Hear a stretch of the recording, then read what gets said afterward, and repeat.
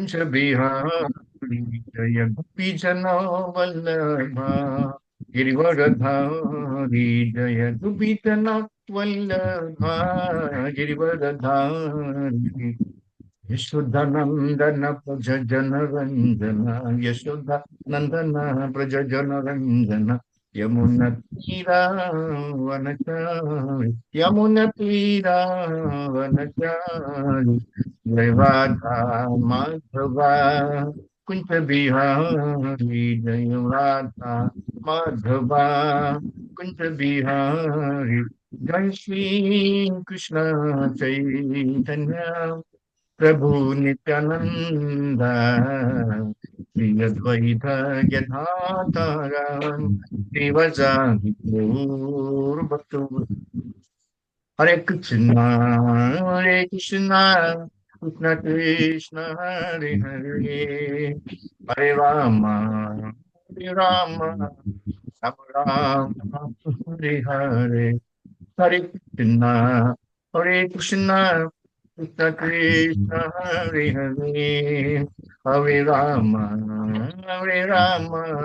राम राम हरे हरे जय कृष्ण बलराम जय कृष्ण बलराम कृष्ण बलराम जय कृष्ण बलराम जय गौरान्विताय जय गौरान्विताय गौरान्विताय जय गौरान्विताय निताय गौर हरि बोल हरि बोल हरि बोल निताय गौर हरि बोल निताय गौर हरि बोल हरि बोल हरि बोल निताय गौर हरि बोल ओम नमो भगवते वासुदेवाय ओम नमो भगवते वासुदेवाय ओम नमो भगवते വാസുദേവായ ഹരി ഓം തത്സത് ഹരേ കൃഷ്ണ എല്ലാവർക്കും എൻ്റെ നമസ്കാരം എല്ലാവർക്കും ഭഗവത്ഗീത യഥാരൂപം ചർച്ചയിലേക്ക് സുസ്വാഗതം ഇന്ന് നമ്മൾ എടുക്കുന്നത് അധ്യായം 16 ദേവാസുര ഭാവങ്ങളാണ്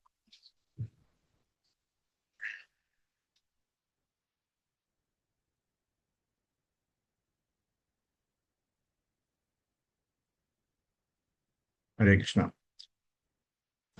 അധ്യായം 16 ദേവാസുര ഭാവങ്ങൾ ശ്ലോകം 11 12 രണ്ടും കൂടെ ഒരുമിച്ച് കിടക്കാം ചിന്താമപരിപേയാം ച പ്രളയാന്തം ഉപാശ്രിത കാമോ ഭാ കാമ കാമോ ഭാഭോഗ പരമാ ഏതാവിത് ഇതി നിശ്ചിത ആശാപാശ സാധി ബദ്ധ കാമ ക്രോധ പരായണ തന്ദേ കാമ ഭോഗർദ്ധം അന്യായേനാർത്ഥ സഞ്ജയാൻ ഹരേ കൃഷ്ണ ഇന്ദ്രിയ സന്ദർഭമാണ് മാനുഷിക സംസ്കാരത്തിന്റെ പ്രധാനം. അക്കാരണത്താൽ ജീവിതാവസാനം വരെയും അളവറ്റ വ്യാകുലതയോടെ കഴിഞ്ഞുകൂടേണ്ടതായും വരും. അനേകായിരം ആഗ്രഹങ്ങളുടെ വലക്കെട്ടിൽ അകപ്പെട്ട് കാമക്രോധങ്ങൾക്ക് അധീനരായി സുഖഭോഗങ്ങൾക്കായി അന്യായമായിട്ടെങ്കിലും അവർ ധനം സമ്പാദിക്കുന്നു. ഭാവാർത്ഥം ശില പ്രഭുപാദ് കീച്ചാൻ ഇന്ദ്രിയ സുഖാനുഭോഗമാണ് ജീവിതോദ്ദേശമെന്ന് കരുതുന്നവരാണ് ആസുര സ്വഭാവികൾ. മരണം വരെ ഈ വിശ്വാസം പുലർത്തുകയും ചെയ്യും.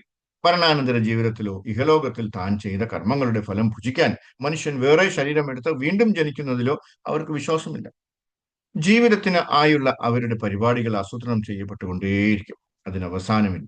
ഇത്തരം ആസുരിക മനസ്ഥിതിയുള്ള ഒരാൾ മരണം അടുത്ത ഘട്ടത്തിലും തന്റെ പ്രവൃത്തി പരിപാടികൾ മുഴുമിപ്പിക്കാൻ വേണ്ടി 4 കൊല്ലത്തേക്ക് കൂടി തന്റെ ആയുസ് നീട്ടിക്കൊടുക്കുവാൻ ഡോക്ടറോട് ആവശ്യപ്പെട്ടതായി ഒരു സംഭവം ഉണ്ടായിട്ടുണ്ട്.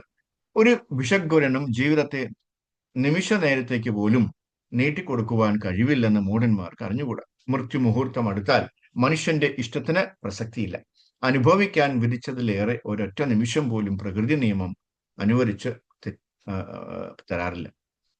ആസുര സ്വഭാവി ഈശ്വരനിലോ തന്നിൽ തന്നെയുള്ള പരമാത്മാവിലോ വിശ്വസിക്കാത്തത് കൊണ്ട് ഇന്ദ്രിയ സുഖങ്ങൾക്കായി മാത്രം എല്ലാ പാപകർമ്മങ്ങളും ചെയ്യുന്നു.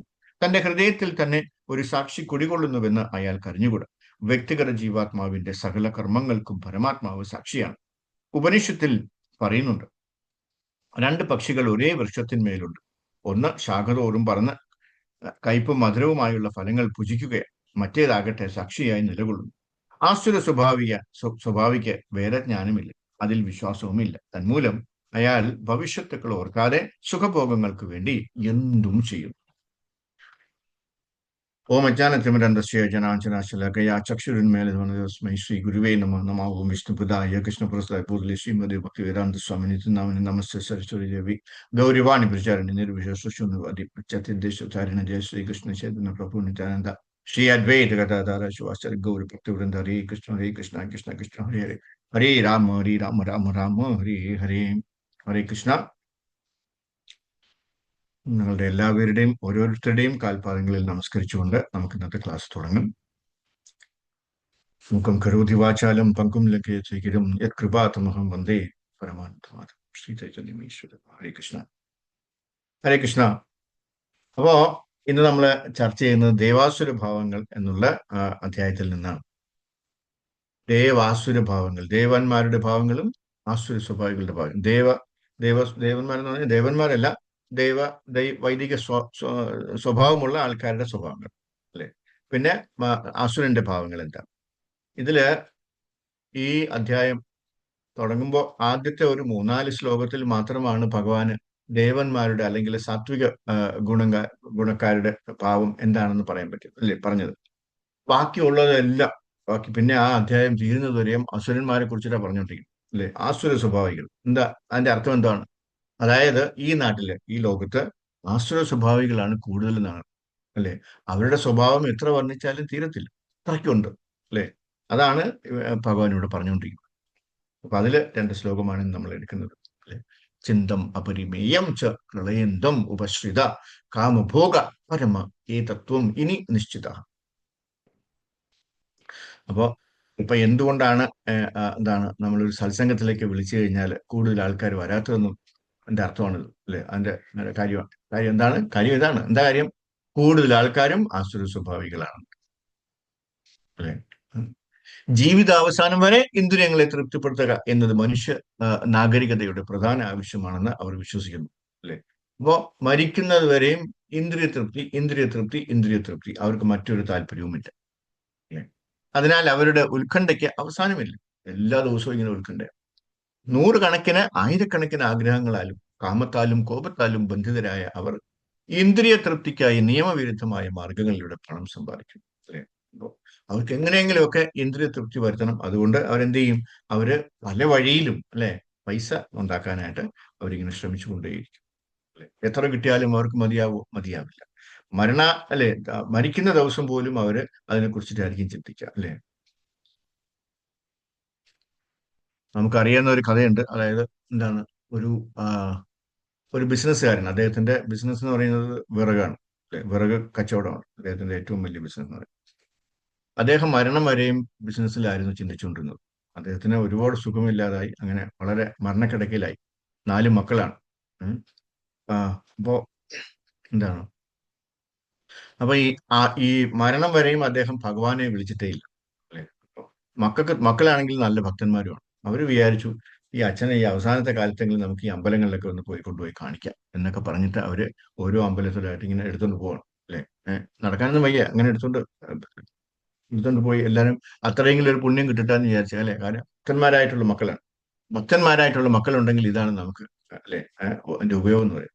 നമ്മളൊരു പക്ഷേ ജപിച്ചില്ലെങ്കിലും ഭക്തന്മാരായ മക്കളെ ജപിക്കുമ്പോൾ അതിന്റെ ഉപയോഗം നമുക്ക് കിട്ടും അല്ലെ. അതിന്റെ ഒരു എന്താണ്, തിരിച്ചു പോകുന്ന വഴിക്ക്, അതായത് ജീവിച്ചിരിക്കുമ്പോഴല്ല, പിന്നെയോ മരണത്തിന് ശേഷം നമ്മൾ തിരിച്ചു പോകുന്ന വഴിക്ക് അതിൻ്റെതായ ഉപയോഗം നമുക്കുണ്ടാവും അല്ലെ. അതാണ് ഇവിടെ. അപ്പൊ ഈ മക്കൾ വിചാരിച്ചു എങ്ങനെയെങ്കിലും അച്ഛൻ അവസാന നിമിഷമെങ്കിലും അച്ഛനൊരു ഇച്ചിരി ഭക്തി വരട്ടെ എന്ന് വിചാരിച്ച് എല്ലായിടത്തും കൊണ്ടുപോകും. അങ്ങനെ ഒരു സ്ഥലത്ത് ചെന്നപ്പോ അവിടെ ഇങ്ങനെ അച്ഛനടുത്ത് പറഞ്ഞു, അച്ഛാ കണ്ണു തുറന്ന് നോക്കരുതേ, അവിടെ ഭഗവാൻ അവിടെയാണ്, അതാണ് അമ്പലം, നമുക്ക് നോക്കണം. അപ്പം ഈ പുള്ളിക്കാരന്റെ കണ്ണ് ചെന്ന് പെട്ടത് അവിടെ കുറെ ജഡങ്ങൾ ഇങ്ങനെ കത്തിക്കുന്നുണ്ട് അല്ലേ. പെട്ടെന്ന് അദ്ദേഹം പറഞ്ഞത്, നമുക്ക് ഇവിടെ ഒരു വിറക് കട തുടങ്ങാം, ഇഷ്ടംപോലെ വിറക് ഇവിടെ ചെലവാകും, ഇഷ്ടംപോലെ എന്താ ഡെഡ് ബോഡി അല്ലേ ഇവിടെ ഇരിക്കുന്നത്, അതിനൊക്കെ കത്തിക്കണ്ടേ, അപ്പൊ അതിന് ഇഷ്ടംപോലെ നമുക്ക് പൈസ ഉണ്ടാക്കാം. ഇനി 2-3 ദിവസം അദ്ദേഹം ജീവിച്ചിരിപ്പുള്ളൂ. എപ്പോഴും അദ്ദേഹത്തിന്റെ ആഗ്രഹം അതാണ് അല്ലെ, എങ്ങനെയെങ്കിലും കുറച്ചുകൂടെ പൈസ ഉണ്ടാക്കണം അല്ലെ. അപ്പൊ അതാണ് എല്ലാ മനുഷ്യരുടെയും ആഗ്രഹം അതാണ്. എങ്ങനെയെങ്കിലും കുറച്ച് കാശുണ്ടാക്കുക, എപ്പോഴും അവരുടെ ചിന്ത അത് മാത്രമാണ്. ഏത് വഴിയും അല്ലെ, ആരെ കൊന്നെങ്കിലും പൈസ ഉണ്ടാക്കണം എന്ന് പറയില്ലേ, അതുപോലെ അല്ലെ. അല്ലെ, എന്ത് ദുഷ്ടത്തനം ചെയ്ത് കഴിഞ്ഞാലും നമുക്ക് പൈസ ഉണ്ടാക്കണം, കാശ് ഉണ്ടാക്കണം അല്ലെ. അതുകൊണ്ട് നമുക്ക് സൂഹിക്കണം. എന്തിനാ കാശ് ഉണ്ടാക്കണം? സൂഹിക്കണം അല്ലെ. ആ ഇന്ദ്രിയ തൃപ്തിക്ക് വേണ്ടി മാത്രമാണ് അവർ എന്താണ് കാശുണ്ടാക്കുക. അപ്പൊ അതാണ്. അപ്പൊ ഇവിടെ ഭഗവാൻ കൃഷ്ണൻ ഈ വാക്കുകളെല്ലാം 5000 വർഷങ്ങൾക്ക് മുമ്പ് പറഞ്ഞതാണ്. ഇപ്പൊ പറഞ്ഞതല്ല, 5000 കൊല്ലം മുമ്പേ പറഞ്ഞ, ദശലക്ഷക്കണക്കിന് വർഷങ്ങൾ കണക്കിലെടുക്കുന്നതിന് പുറമെ പ്രകൃതി നിയമം ഒന്ന് തന്നെ ആയതിനാൽ 5000 വർഷങ്ങൾക്ക് മുമ്പ് പോലും അല്ലേ, ഏഹ് നമ്മള് ഇപ്പോൾ ഉള്ളതുപോലെ തന്നെ അസുരന്മാരെ കണ്ടു. അസുരന്മാരെ കുറിച്ചുള്ള ഈ വാക്കുകൾ, അല്ലെങ്കിൽ ആരെ കുറിച്ചിട്ടാണ്, ഉദാഹരണം പറഞ്ഞാൽ രാവണൻ അല്ലെ, ഹിരണ്യകശിപു, ഹിരണ്യാക്ഷൻ, അങ്ങനെയുള്ള ഒത്തിരി ആൾക്കാർ നമ്മുടെ കൂടെയുണ്ട് അല്ലെ. കംസൻ തുടങ്ങിയ അസുരന്മാരുണ്ടായിരുന്നു. ചരിത്രപരമായ അസുരന്മാർ നിരവധിയായിരുന്നു. എന്നാൽ അവരുടെ ജീവിത പ്രക്രിയ ആധുനിക അസുരന്മാരുടേതിന്റെ തുല്യമായിരുന്നു. ഒരു മാറ്റവുമില്ല. ഇപ്പോൾ ഈ കലിയുഗത്തിൽ അസുരന്മാരുണ്ടോ എന്ന് വെച്ച് കഴിഞ്ഞാൽ ഇഷ്ടംപോലെയുണ്ട് അല്ലെ, നമുക്ക് ചുറ്റുമുണ്ട്. വെളിയിലോട്ട് റോഡിലോട്ട് ഇറങ്ങി കഴിഞ്ഞാൽ അത് മാത്രമേ കാണാൻ പറ്റുള്ളൂ. അതിനാൽ ശാസ്ത്രം എന്നാൽ അത് എല്ലാ കാലത്തേക്കും ഉള്ളതാണ്. അതായത് ഭഗവാൻ ഇത് 5000 കൊല്ലം മുമ്പ് പറഞ്ഞാണ് അല്ലേ. അത് പക്ഷെ അത് ഇപ്പോഴും സത്യമായി തന്നെ നിലനിൽക്കുന്നു എന്നർത്ഥം. ഇപ്പോഴും അതിങ്ങനെ തുറന്നു പോകുന്നു. അതിനി ഒരു 50,000 കൊല്ലം കഴിഞ്ഞു കഴിഞ്ഞാലും അല്ലെ, 5 കോടി കൊല്ലം കഴിഞ്ഞു കഴിഞ്ഞാലും ഇതൊക്കെ തന്നെ ആയിരിക്കും. അതിങ്ങനെ കൂടിക്കൂടി വരത്തേ ഉള്ളൂ. അത് എല്ലാ കാലത്തേക്കും ഉള്ളതാണ്. ശാസ്ത്രം പണ്ട് മറ്റെന്തിനോ വേണ്ടിയും ഇപ്പോൾ മറ്റെന്തിനോ വേണ്ടിയും ഉദ്ദേശിച്ചത് അല്ലെ. അത് അങ്ങനെയല്ല, വാസ്തവമല്ല. അതായത് ശാസ്ത്രം അത് മാറുന്നതേയില്ല. ശാസ്ത്രം എന്ന് പറഞ്ഞാൽ ശാസ്ത്രം അത് എല്ലാ കാലം ശാശ്വതമായിട്ടുള്ളത്. ഇന്നാണ് സമയം, സ്ഥലം, അന്തരീക്ഷം അതനുസരിച്ച് എല്ലാം ഒന്ന് തന്നെയാണ്. അപ്പൊ ഭഗവാൻ എന്ത് 5000 കൊല്ലം മുമ്പേ പറഞ്ഞു, അതിനി ഉടലോളം മുഴുവൻ അത് സത്യമായിരിക്കും അല്ലേ. അതിൽ മാറ്റമൊന്നും വരത്തില്ല അല്ലേ? അതാണ് ഭഗവാന്റെ ശാസ്ത്രം. നേരെ മറിച്ച് ആധുനിക ശാസ്ത്രം എന്ന് പറയുന്നത് ഇന്ന് പറയുന്നതല്ല, ഒരു വർഷം കഴിയുമ്പോൾ അടുത്ത് മാറ്റി പറയും അല്ലേ. ഇന്നൊരാള് ഒരു കാര്യം കണ്ടുപിടിക്കും അല്ലോ, അത് ഭയങ്കര കണ്ടുപിടുത്തമായിട്ട് ഇവിടെയുള്ള മീഡിയാസും ഗവൺമെന്റും എല്ലാം കൂടെ അങ്ങോട്ട് പരസ്യപ്പെടുത്തും. അദ്ദേഹത്തിന് ഒരു പിടിച്ച ഒരു നോബൽ സമ്മാനം കൊടുക്കും അല്ലേ. അടുത്ത കൊല്ലം വേറൊരാള് ഇങ്ങനെ ഈ പറഞ്ഞതെല്ലാം തെറ്റാണെന്ന് സ്ഥാപിച്ചിട്ട് വേറൊരു നോബൽ സമ്മാനം പുള്ളിക്കാരന് കൊടുക്കും അല്ലേ. അപ്പൊ ഇങ്ങനെ ആൾക്കാർ ഇങ്ങനെ നോബൽ സമ്മാനം വാങ്ങിച്ചുകൊണ്ടിരിക്കുന്നു. നമ്മളെല്ലാം മണ്ടന്മാരായിക്കൊണ്ടിരിക്കുന്നു. കാരണം ഇവർ പറയുന്നതൊക്കെ നമ്മൾ വിശ്വസിച്ചുകൊണ്ടിരിക്കുക. അപ്പോ ആ, അപ്പോ അന്യായ എന്ന് പറഞ്ഞാൽ ഇവിടെ നിയമവിരുദ്ധമാണ്. ന്യായ എന്നാൽ നിയമപരമായത്. അതിനാൽ കരിഞ്ചന്തയിലൂടെ അല്ലെ. അപ്പോ ആ, പണ്ട് കരിഞ്ചന്ത ഉണ്ടായിരുന്നു. അന്യായേന എന്ന് പറഞ്ഞില്ലേ ഇവിടെ അല്ലെ. അപ്പൊ അന്യായം, ന്യായമല്ലാത്ത രീതിയിൽ പൈസ ഉണ്ടാക്കുന്നതിനാണ് കരിഞ്ചന്ത എന്ന് അല്ലെ. അന്യായം എന്ന് പറയാൻ, ന്യായ എന്നാൽ നിയമപരമായത്, അന്യായ എന്നാൽ നിയമവിരുദ്ധം. അതിനാൽ അന്യായേനാർത്ഥ സഞ്ചയം എന്ന ആ സമയത്തും ഈ രീതി ഉണ്ടായിരുന്നു. ഇത് ചെറിയ തോതിലായിരിക്കും, പക്ഷെ കരിഞ്ചന്ത എന്നറിയപ്പെടുന്ന ഇന്നത്തെ നിമിഷത്തിലും ഇതേ കാര്യം നടക്കുന്നുണ്ട്. കരിഞ്ചന്ത എന്നാൽ അന്യായോനാർത്ഥ സഞ്ചയം, അന്യായമായ മാർഗങ്ങളിലൂടെ പണം സമ്പാദിക്കുന്നു. അതിനെ അന്യായേനാർത്ഥ സഞ്ചയം എന്ന് വിളിക്കുന്നു. അന്യായ എന്നാൽ നിയമവിരുദ്ധം, ന്യായം എന്നാൽ നിയമപരമായി. അതിനാൽ കരിഞ്ചന്തയിലൂടെ പണം സ്വരൂപിച്ചാൽ വളരെയധികം ആഗ്രഹിക്കുന്ന ഈ ഭൂതങ്ങൾ അവർ എന്താണ്, വിചിന്താം അപരിമേയം, അളക്കാനാവാത്ത ഉത്കണ്ഠ. ഭൗതിക ലോകത്ത് നമ്മൾ എന്തു ചെയ്താലും ചിന്ത ഉത്കണ്ഠ എന്തുകൊണ്ട് അല്ലെ. അപ്പോ ഈ പൈസ കൂടുന്തോറും ഉത്കണ്ഠയും കൂടുകയാണ് അല്ലെ. എന്നാണ് ഒരു കള്ളൻ വന്ന് ഇതെല്ലാം എടുത്തുകൊണ്ട് പോകുന്നത് എന്നുള്ള ഒരു ഉത്കണ്ഠയാണ് അല്ലെ. അതുകൊണ്ട് എങ്ങനെയെങ്കിലും ഒക്കെ സൂക്ഷിച്ചു വയ്ക്കാനുള്ള ഒരു ശ്രമം അവരിൽ ഉണ്ടാവും. നമ്മുടെ ഈ കൃഷ്ണാബോധ പ്രസ്ഥാനത്തിലെയും എല്ലാ പ്രവർത്തനങ്ങളിലും എന്താണ്, അവ ഭൗതികമല്ല, അവയെല്ലാം ആത്മീയമാണ്. എന്നിട്ടും അത് ഭൗതിക ലോകത്തിൽ നടപ്പിലാക്കപ്പെടുന്നതിനാൽ നമുക്ക് വളരെയധികം ഉത്കണ്ഠയുണ്ട്. കാരണം നമ്മൾ ഭൗതിക ലോകത്തിലാണ്. ആ ഉത്കണ്ഠയും ഭക്തിയും അല്ലെ, അത് മറ്റൊന്നുമല്ല. അത് അത് ഭൗതികമല്ല. ഒരു സ്വത്ത് എങ്ങനെ സംരക്ഷിക്കണം, ഈ പ്രസ്ഥാനത്തെ എങ്ങനെ മുന്നോട്ട് നയിക്കണം, ആളുകൾ അത് എങ്ങനെ സ്വീകരിക്കും, ഇതൊക്കെയാണ് നമ്മുടെ എന്താണ് ഉത്കണ്ഠ അല്ലെ. ആളുകൾ എന്ത് നടപടിയാണ് സ്വീകരിക്കുന്നത് എന്നതിനെ കുറിച്ച് നമ്മൾ ഉത്കണ്ഠപ്പെടുമ്പോൾ ഇതും ഉത്കണ്ഠയാണ്. പക്ഷെ ആ ഉത്കണ്ഠ കൃഷ്ണന് വേണ്ടിയാണ്. അതിനാൽ അത് ഭക്തിയാണ് അല്ലെ. ഭഗവാന് വേണ്ടി നമ്മൾ എന്ത് ചെയ്താലും അതെന്താണ്, ഭക്തിയാണ് അല്ലെ. ഭഗവാന് വേണ്ടി ഒരു പൂ കൊണ്ട് നമ്മൾ പൂ പറിച്ച് നമ്മൾ വഴി പോകുന്ന, അമ്പലത്തിലോട്ട് പോകുന്ന വഴിക്ക് അവിടെ കണ്ടൊരു പൂവാണ് അല്ലെ, ആ റോഡിൽ കണ്ടൊരു പൂവാണ്, അത് പറിച്ച് ഭഗവാനെ കൊണ്ടുവയ്ക്കുന്നു, ഭക്തിയാണ് അല്ലെ. ഭഗവാന്റെ കാൽക്കൽ അത് സമർപ്പിക്കുമ്പോൾ നമുക്കൊരു സന്തോഷമാണ് അല്ലെ, അത് കാണുമ്പോൾ ഒരു സന്തോഷം അല്ലെ. കുറെ ആൾക്കാർ ഇവിടെ നമ്മളെ അമ്പലത്തിൽ താമരയൊക്കെ പറിച്ചിട്ട് വരാറുണ്ട്. താമര മേടിച്ചിട്ട് വരും അല്ലെങ്കിൽ പിടിച്ചിട്ട് വരും അല്ലെ. അത് ഭഗവാൻ ഇങ്ങനെ കൈ പിടിച്ചുകൊണ്ടിരിക്കുന്ന അല്ലെങ്കിൽ ഭഗവാന്റെ കാൽക്കൽ ആ താമര ഇങ്ങനെ വിരിച്ച് വെക്കുമ്പോൾ അത് കാണുമ്പോൾ ഭക്തന്മാർക്ക് എന്ത് സന്തോഷമാണ് വരിക അല്ലേ? ഞാൻ കൊണ്ടുവന്ന പൂ അല്ലെ ഭഗവാന്റെ കാലിക്കൽ വെച്ചിരിക്കുന്നു എന്ന് പറയുമ്പോൾ അല്ലെ, അതൊരു പ്രത്യേക സന്തോഷം. അതിനുവേണ്ടിയാണ് നമ്മളിവിടെ കൊണ്ടുപോകുന്നത്. നമ്മുടെയൊക്കെ അമ്പലത്തിൽ അങ്ങനെ ഒരു പ്ലസ് പോയിന്റ് ഉണ്ട് അല്ലേ? അത് അപ്പൊ തന്നെ അത് ഒരു പൂജയ്ക്ക് എടുക്കുക. അപ്പൊ ഈ നമ്മുടെ ഈ കൃഷ്ണാബോധ പ്രസ്ഥാനത്തിലെയും ഇതാണ് ഈ ഉത്കണ്ഠയുണ്ട്. എന്ത് നടപടി സ്വീകരിക്കണം എന്നതിനെ കുറിച്ച് നമ്മൾ ഉത്കണ്ഠപ്പെടുമ്പോൾ ഇതും ഉത്കണ്ഠയാണ്. പക്ഷെ ആ ഉത്കണ്ഠ കൃഷ്ണന് വേണ്ടിയാണ്. അതിനാൽ അതുകൊണ്ട് അത് ഭക്തിയാണ് അല്ലെ. ഭഗവാന് വേണ്ടി നമ്മൾ എന്ത് പ്രവർത്തിച്ചതാൽ അതെല്ലാം എന്താണ്? ഭക്തിയാണ്. ഉത്കണ്ഠ അല്ലെ. അപ്പൊ ഈ ഉത്കണ്ഠയെ കുറിച്ച് പറയുമ്പോൾ വൃന്ദാവനത്തിൽ പോലും ഉത്കണ്ഠയാണ് അല്ലെ. ഉം. അവിടെ എന്താണ് ഉത്കണ്ഠ? നമ്മുടെ ഗോപികമാർ അല്ലെ, ഭഗവാൻ രാവിലെ പശുക്കളെയും കൊണ്ട് പോയതാണ്, ഇതുവരെ കണ്ടില്ല. ഉത്കണ്ഠ. ഭഗവാൻ എന്തെങ്കിലും കഴിച്ചിട്ടുണ്ടാവുമോ? ഉത്കണ്ഠ അല്ലെ. ഭഗവാൻ അവിടെ എന്തെടുക്കുകയാണ്? ഉത്കണ്ഠ. അവിടെ ചൂടുണ്ടാവോ, അത് തണുപ്പാണോ അല്ലെ, അവിടെ കളിക്കുവാണോ അല്ലെ, അത് ഇനി എപ്പോഴാ വരിക, ഇനി വൈകിട്ട് എപ്പോഴാ വരിക അല്ലെ. ഉത്കണ്ഠയാണ്. ആ ഉത്കണ്ഠയോടുകൂടി എല്ലാവരും, ഓരോ ആൾക്കാരും, ഓരോ ഗോപികമാരും ഗോപന്മാരും, അവിടെയുള്ള ആ, ആ, തദ്ദേശവാസികളും അല്ലെ, വൃന്ദാവനത്തിലുള്ള ആൾക്കാരെല്ലാവരും, ഭക്തന്മാരെല്ലാവരും ഭഗവാന്റെ തിരിച്ചുള്ള വരവ് ഇങ്ങനെ ഉത്കണ്ഠയോട് നോക്കിക്കൊണ്ടിരിക്കുകയാണ്. അപ്പൊ അവിടെ ഉണ്ടായിരുന്നു ഉത്കണ്ഠ. പക്ഷെ അതെല്ലാം ഭഗവാന് വേണ്ടി ആയതുകൊണ്ട് അതെന്താണ്? അത് ഭക്തിയാണ് അല്ലെ. അപ്പൊ ആ ഗോപികമാരും ഉത്കണ്ഠയിലാണ്. ഗോപികമാർ വളരെ ഉത്കണ്ഠകരം.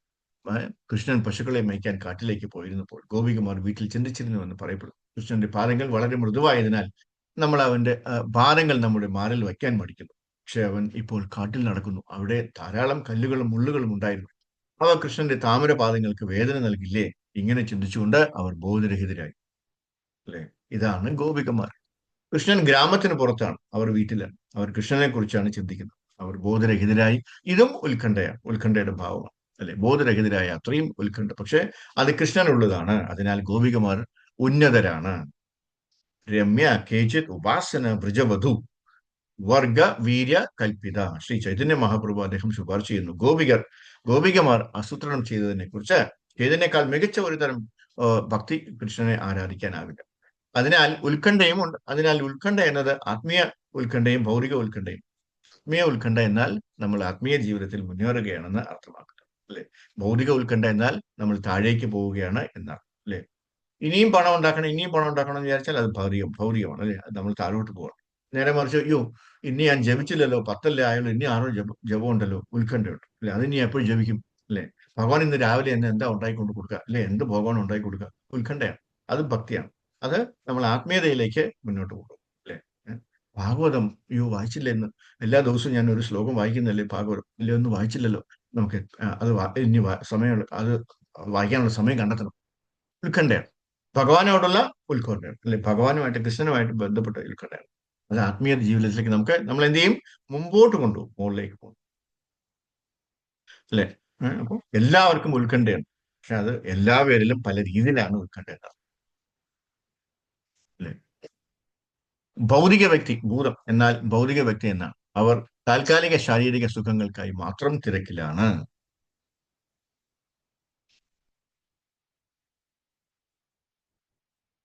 താൽക്കാലിക ശാരീരിക സുഖങ്ങൾക്കായി മാത്രം തിരക്കിലാണ്. അവർക്ക് മറ്റൊന്നും അറിയില്ല. ശരീരം ഭൗതികമാണ്. അതിനാൽ ശരീരത്തിന്റെ സുഖങ്ങൾക്കായുള്ള ഈ പ്രവർത്തനങ്ങളെല്ലാം അത് ഭൂതമാണ് അല്ലെ. കൂടുതലോ കുറവോ, അതിനാൽ ഭൂതങ്ങൾ അവർ ഉത്കണ്ഠയാണ്. എല്ലാവർക്കും ഉത്കണ്ഠയുണ്ട്. പക്ഷെ അവരുടെ ഉത്കണ്ഠ അപരിമേയം. സാധാരണ മനുഷ്യനെ പോലെ അവനും അല്ലെ, അവർക്കും കുറച്ച് ചിന്താമപരിമേയം അല്ല പ്രളയാന്തം ഉപാശ്രിത എന്നാണ് പറയുന്നത്. അവർക്ക് എല്ലാവർക്കും എന്താണ്? ഉത്കണ്ഠ. എന്റെ കുടുംബം എങ്ങനെ നിലനിർത്താം അല്ലെ, കുറച്ച് പണം എങ്ങനെ കണ്ടെത്താം അല്ലെ. അപ്പൊ അതെല്ലാം അവരുടെ എന്താണ്? ഉത്കണ്ഠയാണ്. പരിധിയില്ലാത്തതാണ്.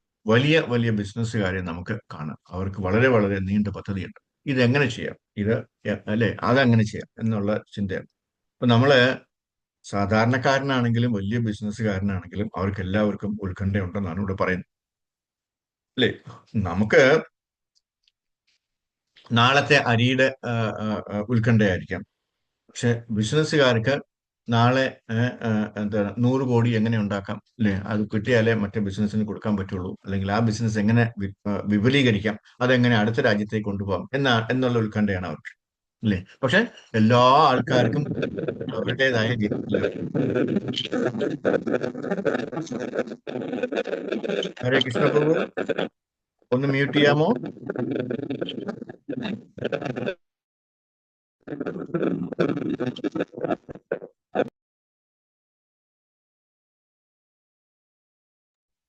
ഓക്കെ. പ്രഭു എല്ലാവരെയും മ്യൂട്ട് ചെയ്യുമ്പോൾ എന്നെ കൂടെ മ്യൂട്ട് ചെയ്യും. ഞാൻ ഇവിടെ സംസാരിച്ചിട്ടുണ്ടെങ്കിൽ ആരും കേൾക്കത്തില്ല. ഹരേ കൃഷ്ണ. ഓക്കെ, അപ്പൊ നമ്മൾ എന്താ പറഞ്ഞ അപ്പോ അല്ലേ, ഇത് എങ്ങനെ വർദ്ധിപ്പിക്കാന്നാണ് എല്ലാവരുടെയും ഉത്കണ്ഠ. ഇത് എങ്ങനെ ലോക പ്രശസ്തമാക്കാം, അങ്ങനെ പലതും ഉത്കണ്ഠയ്ക്ക് പരിധിയില്ല, അല്ലെ? സിദ്ധാന്തം സിദ്ധാം അപരിമേയം ച, അതാണ് എന്റെ അർത്ഥം. അപ്പോ നമ്മുടെ ആഗ്രഹങ്ങളെല്ലാം അൺലിമിറ്റഡ് ആണ്. അത് ഇങ്ങനെ അല്ലെ, ദേശവും കാലവും സമയവും ഒന്നും ഇല്ലാത്ത രീതിയിൽ ഇങ്ങനെ പറന്ന് പറന്ന് പോയിക്കൊണ്ടിരിക്കുക, അല്ലെ? ചിലപ്പോൾ രാജ്യമൊക്കെ വിട്ടിട്ട് അപ്പുറത്തെ രാജ്യത്തേക്ക് പോകും നമ്മുടെ ചിന്ത. മരണസമയത്ത് ഈ ശരീരം ഉപേക്ഷിക്കുമ്പോൾ പ്രളയന്തം പ്രാലയന്തം എന്നാണ് അർത്ഥം വെക്കുന്നത്, അല്ലെ? പ്രളയന്താം ഉപാശ്രിത, ഉപാശ്രിത. പിന്നെ നമുക്ക് അടുത്ത ജന്മത്തിൽ സമാനമായ ഒരു ശരീരം ലഭിക്കും. അതായത് പ്രകൃതി നിയമത്താൽ ക്രമീകരിക്കുന്നതാണ്. പ്രകൃതിക്ക് ഒന്നും ചെയ്യാനില്ല, അത് യാന്ത്രികമായി പിന്തുടരും. അപ്പൊ നമ്മൾ വിചാരിക്കും ഇതെല്ലാം പ്രകൃതിയാണോ നമുക്ക് തരുന്നത്, അല്ലെങ്കിൽ പ്രകൃതി ഇത്രയും ദുഷ്ടതനാണോ, അല്ലെ? നമുക്ക് എന്താ ഇത്രയും ഈ ഒരു മനുഷ്യ ജന്മം തരാതെ ഒരു പുലിയുടെ ജന്മം തന്നത്, അല്ലെങ്കിൽ ഒരു പട്ടിയുടെ ജന്മം തന്നത്, അല്ലെങ്കിൽ ഒരു കടുവയുടെ ജന്മം തന്നത്, അല്ലെങ്കിൽ ഒരു എന്താണ് ഒരു പെരിച്ചാഴിയുടെ ജന്മം, എന്താ കാര്യം? അത് പ്രകൃതി നമ്മുടെ താല്പര്യങ്ങളും നമ്മുടെ കർമ്മവും എല്ലാം കൂടെ കൂട്ടിയിണക്കിയിട്ടാണ് നമുക്ക് ആ ഒരു ഒരു ഒരു ശരീരം നമുക്ക് തരുന്നത്, അല്ലേ? നമുക്ക് എവിടെയെങ്കിലും ശരീരം വേണ്ടേ? ആത്മാവിന് ഇങ്ങനെ യാത്ര ചെയ്യണ്ടേ? തിരിച്ചെത്തില്ലെങ്കിൽ പിന്നെ എന്ത് ചെയ്യാൻ പറ്റും? ഇവിടെ വീണ്ടും വീണ്ടും ജനിച്ചുകൊണ്ടിരുന്നേ പറ്റും, അല്ലേ? അപ്പൊ അത് തീർക്കണമെങ്കിൽ വീണ്ടും വീണ്ടും ജനിക്കാതിരിക്കണമെങ്കിൽ എന്ത് ചെയ്യണം? നമ്മൾ ഇത്രയും പെട്ടെന്ന് നമുക്ക് തിരിച്ച് നമ്മളെ വീട്ടിലേക്ക് പോകണം, അല്ലേ? നമ്മളെ വീട് ഏതാണ്?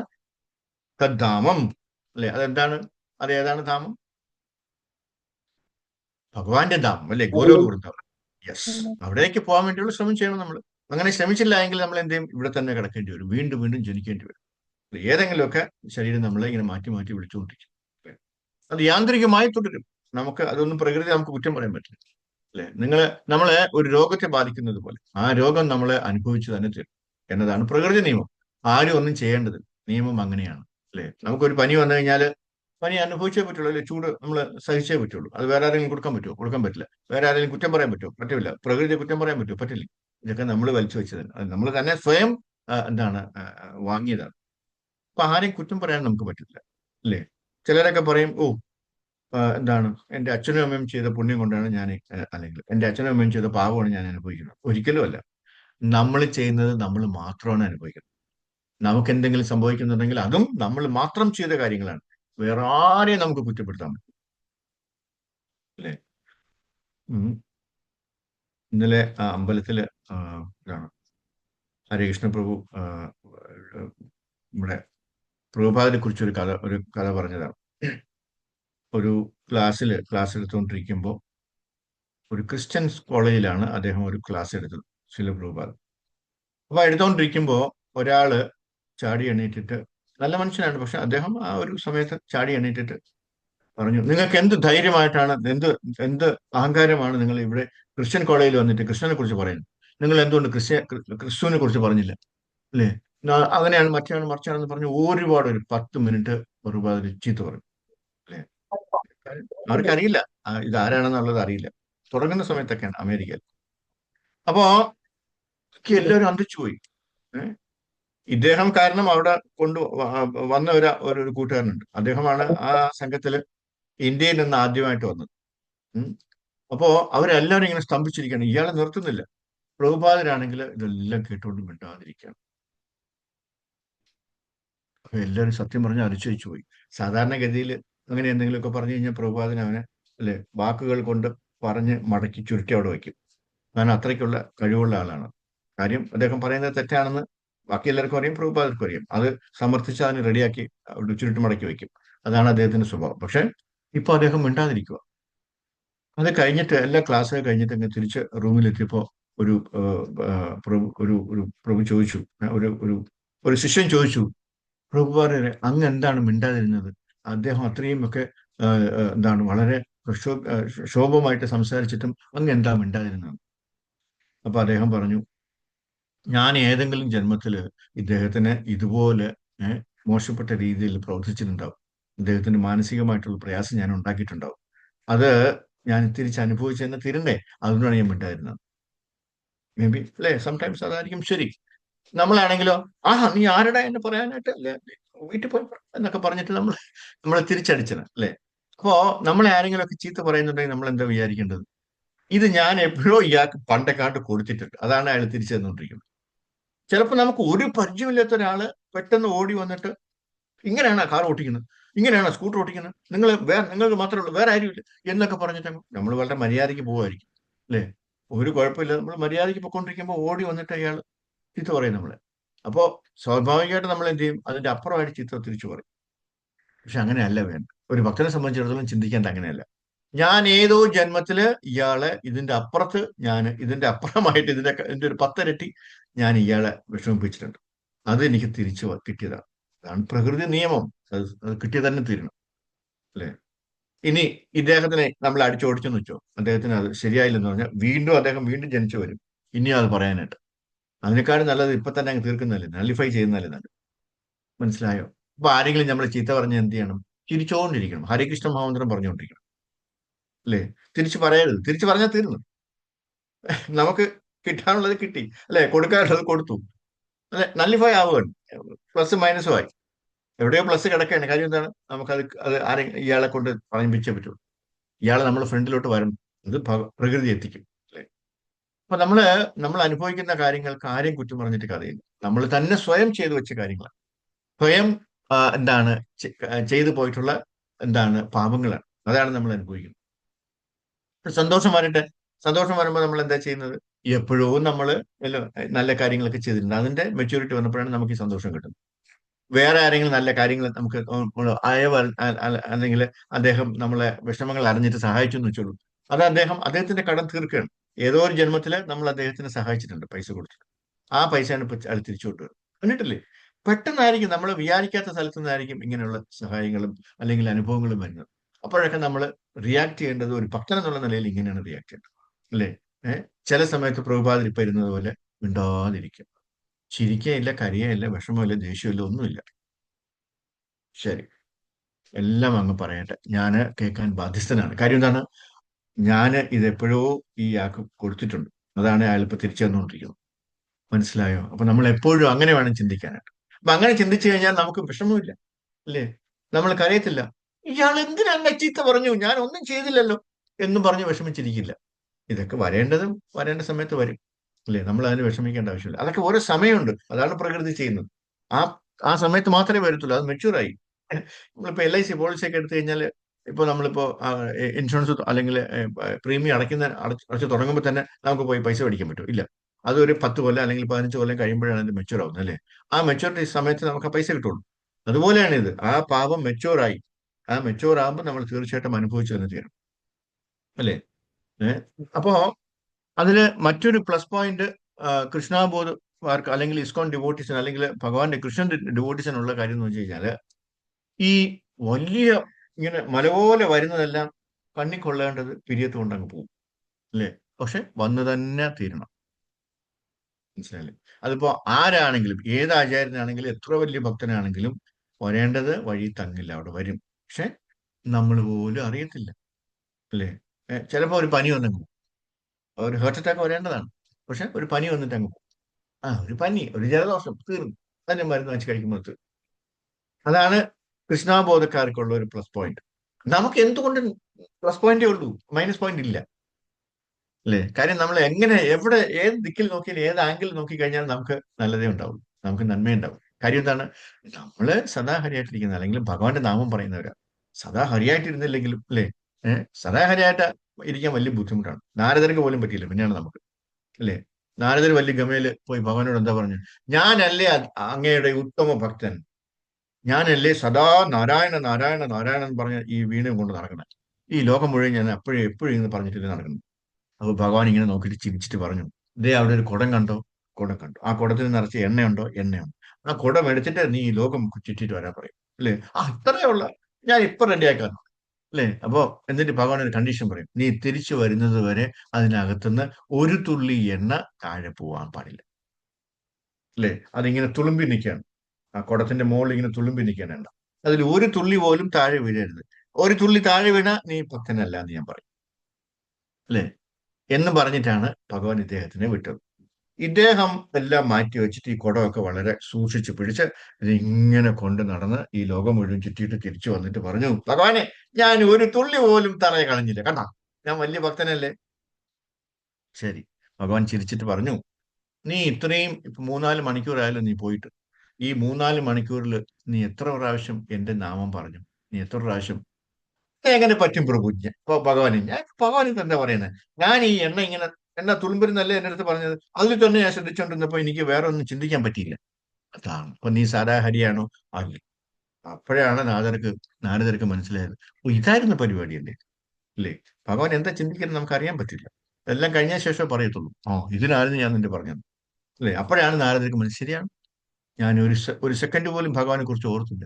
ഞാൻ ഈ എണ്ണയെ കുറിച്ചാണ്, എണ്ണ അവബോധമായിരുന്നു, കൃഷ്ണാവബോധത്തിന് പകരം എണ്ണ അവബോധമായിരുന്നു. ഒരു തുള്ളി താഴെ പോകാൻ പാടില്ല, എങ്കിലേ ഞാൻ ഭക്തനാണെന്ന് ആദ്യം ഭഗവാൻ പറയുള്ളൂ എന്ന് വിചാരിച്ചിട്ടാണ് ബാക്കി എല്ലാം മറന്നിട്ട് നാരദൻ അതിൽ തന്നെ ചിന്തിച്ചോളൂ. മനസ്സിലായി? ഈ കഥ എല്ലാവർക്കും അറിയുന്ന കാര്യമാണ്, അല്ലേ? അപ്പൊ അതുപോലെയാണ് നമ്മൾ വിചാരിക്കുന്ന സദാഹരിയാണ്, അല്ലേ? പക്ഷെ നമ്മൾ ഒരിക്കലും സദാഹരിയല്ല. നമ്മുടെ ചിന്ത, നമ്മുടെ മനസ്സിലെ ഒരു ദിവസം ശാസ്ത്രീയമായി പറയുന്നത്, ഇപ്പോഴത്തെ ഭൗതിക ശാസ്ത്രം അല്ലെങ്കിൽ ഭൗതിക ശാസ്ത്രം പറയുന്നത്, ഒരു ഒരു ദിവസം നമുക്ക് 60,000 ചിന്തകൾ മിനിമം നമ്മുടെ മനസ്സിൽ കൂടെ വരുമെന്നാണ്. അപ്പൊ ഇപ്പൊ എന്താ ആലോചിച്ചത്? ഈ 60,000 ചിന്തകൾക്കൊക്കെ ഇവിടെ സ്ഥലമുണ്ടോ?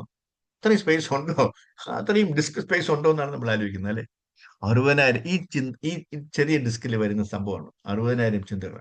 ഈ 60,000 ചിന്തകളിൽ 50,000 ചിന്തകൾ നമുക്ക് വേണ്ടാത്തതാണ്. ഈ 10,000 ചിന്തകൾ മാത്രമാണ് നമുക്ക് ആവശ്യമുള്ളൂ, അല്ലെ? പക്ഷെ ഒരു ഭക്തനെ സംബന്ധിച്ചിടത്തോളം എന്ത് ചെയ്യേണ്ടത്? അത് ഈ 50,000 നെഗറ്റീവ് തോട്ട്സ് എന്ന് പറയുന്നത്, അത് പതുക്കെ പതുക്കെ പതുക്കെ പതുക്കെ അത് 40 30 20 ആക്കി മാറ്റി, അല്ലേ? അതുകൊണ്ടാണ് നമ്മൾ കഴിയുന്നിടത്തോളം സത്സംഗത്തിൽ നിൽക്കുന്നത്. എന്തുകൊണ്ട് സത്സംഗത്തിൽ നിൽക്കുന്നത്? ഒരേ മനസ്സോടുകൂടി എല്ലാവരും, അല്ലെ, ഭഗവാന്റെ നാമം പറയാനായിട്ടാണ് ഇരിക്കുന്നത്. പിന്നെ ഇപ്പോ നമ്മൾ എന്താ ചെയ്തത്? ശ്ലോകം വായിച്ചുകൊണ്ടിരുന്നു, അല്ലെ? എല്ലാവരും ആ ശ്ലോകം വായിക്കാനുള്ള ഇതിലാണ്. നമ്മൾ മറ്റെന്തെങ്കിലും ചിന്തിച്ചോ? ഇല്ല, ഭഗവാന്റെ കാര്യങ്ങൾ മാത്രമാണ്, അല്ലെ? ഇതൊക്കെ ഭഗവാനുമായിട്ട് റിലേറ്റഡ് ആണ്, അല്ലെ? ഇപ്പൊ ഭഗവാനുമായിട്ട് റിലേറ്റ് ചെയ്ത് എന്ത് കഴിഞ്ഞാലും അത് ഭക്തിയാണ്, ഭക്തിയുടെ ഭാഗമാണ്. അങ്ങനെ വേണം നമ്മൾ ചിന്തിക്കാൻ, സദാഹരിയായിട്ടിരിക്കുക, അല്ലെ? ആനുകൂല്യന കൃഷ്ണാനുശൂര്യണം. ഭഗവാന് ഇഷ്ടമില്ലാത്ത കാര്യങ്ങളൊന്നും നമ്മൾ ചെയ്യാൻ പാടില്ല. അപ്പൊ നമ്മൾ ഒരാൾ ചീത്ത പറഞ്ഞു കഴിഞ്ഞാൽ ഭഗവാൻ ഇഷ്ടപ്പെടുവോ? ഇല്ല, അത് ചെയ്യാൻ പാടില്ല. അപ്പൊ, അല്ലെ, നമ്മൾ വെറുതെ എന്തിനാ ഒരാൾ ചീത്ത പറയുന്നത്? നമ്മൾ ചെയ്യാൻ പാടില്ല. മനസ്സിലായി? അപ്പൊ അങ്ങനെ വേണം നമ്മൾ എപ്പോഴും ചിന്തിക്കാൻ. അങ്ങനെ ചിന്തിച്ച് നമ്മൾ മുന്നോട്ട് പോയി കഴിഞ്ഞാൽ നമുക്ക് എപ്പോഴും സമാധാനം ഉണ്ടാവും, അല്ലെ? ഈ പറയുന്ന ഉത്കണ്ഠ നമുക്ക് ഉണ്ടാവില്ല. കാര്യം എന്താണ്? നമ്മളെല്ലാം സദാഹരിയ, എപ്പോഴും നമ്മൾ ഭഗവാന്റെ കാര്യങ്ങളാണ് ചിന്തിച്ചുകൊണ്ടിരിക്കുന്നത്, ഭഗവാന്റെ കാര്യങ്ങളാണ് ആലോചിച്ചുകൊണ്ടിരിക്കുന്നത്, ഭഗവാന്റെ കാര്യങ്ങളാണ് പ്രവർത്തിച്ചുകൊണ്ടിരിക്കുന്നത്, ഭഗവാന്റെ കാര്യങ്ങളാണ് സംസാരിച്ചുകൊണ്ടിരിക്കുന്നത്. അപ്പൊ പിന്നെ നമുക്ക് എങ്ങനെ ഉത്കണ്ഠ വരും? ഒരു ഉത്കണ്ഠ ഉണ്ടാവില്ല. മനസ്സിലായി? താരതമ്യേന ഉത്കണ്ഠ കുറവായിരിക്കും എന്നർത്ഥം, അല്ലേ? അപ്പോ ഇവിടെ എന്താ പറഞ്ഞത്? അത് യാന്ത്രികമായി തുടരും, അല്ലെ? പ്രകൃതി നമ്മളൊന്നും ചെയ്യുന്നില്ല. നമ്മളെ ഒരു രോഗത്തെ ബാധിക്കുന്നത് പോലെ ആ രോഗം നമ്മൾ അനുഭവിക്കണം എന്നതാണ് പ്രകൃതി നിയമം. ആരും ഒന്നും ചെയ്യേണ്ടതില്ല, നിയമം അങ്ങനെയാണ്. പ്രകൃതി നിയമം അങ്ങനെയാണ്. നമുക്ക് ദഹിക്കാൻ കഴിയുന്നതിനേക്കാൾ കൂടുതൽ ഭക്ഷണം കഴിച്ചാൽ, അല്ലെ, എന്ത് സംഭവിക്കും? വയറിളക്കം വരും, അല്ലെ? ഇത് പ്രകൃതിയുടെ നിയമമാണ്.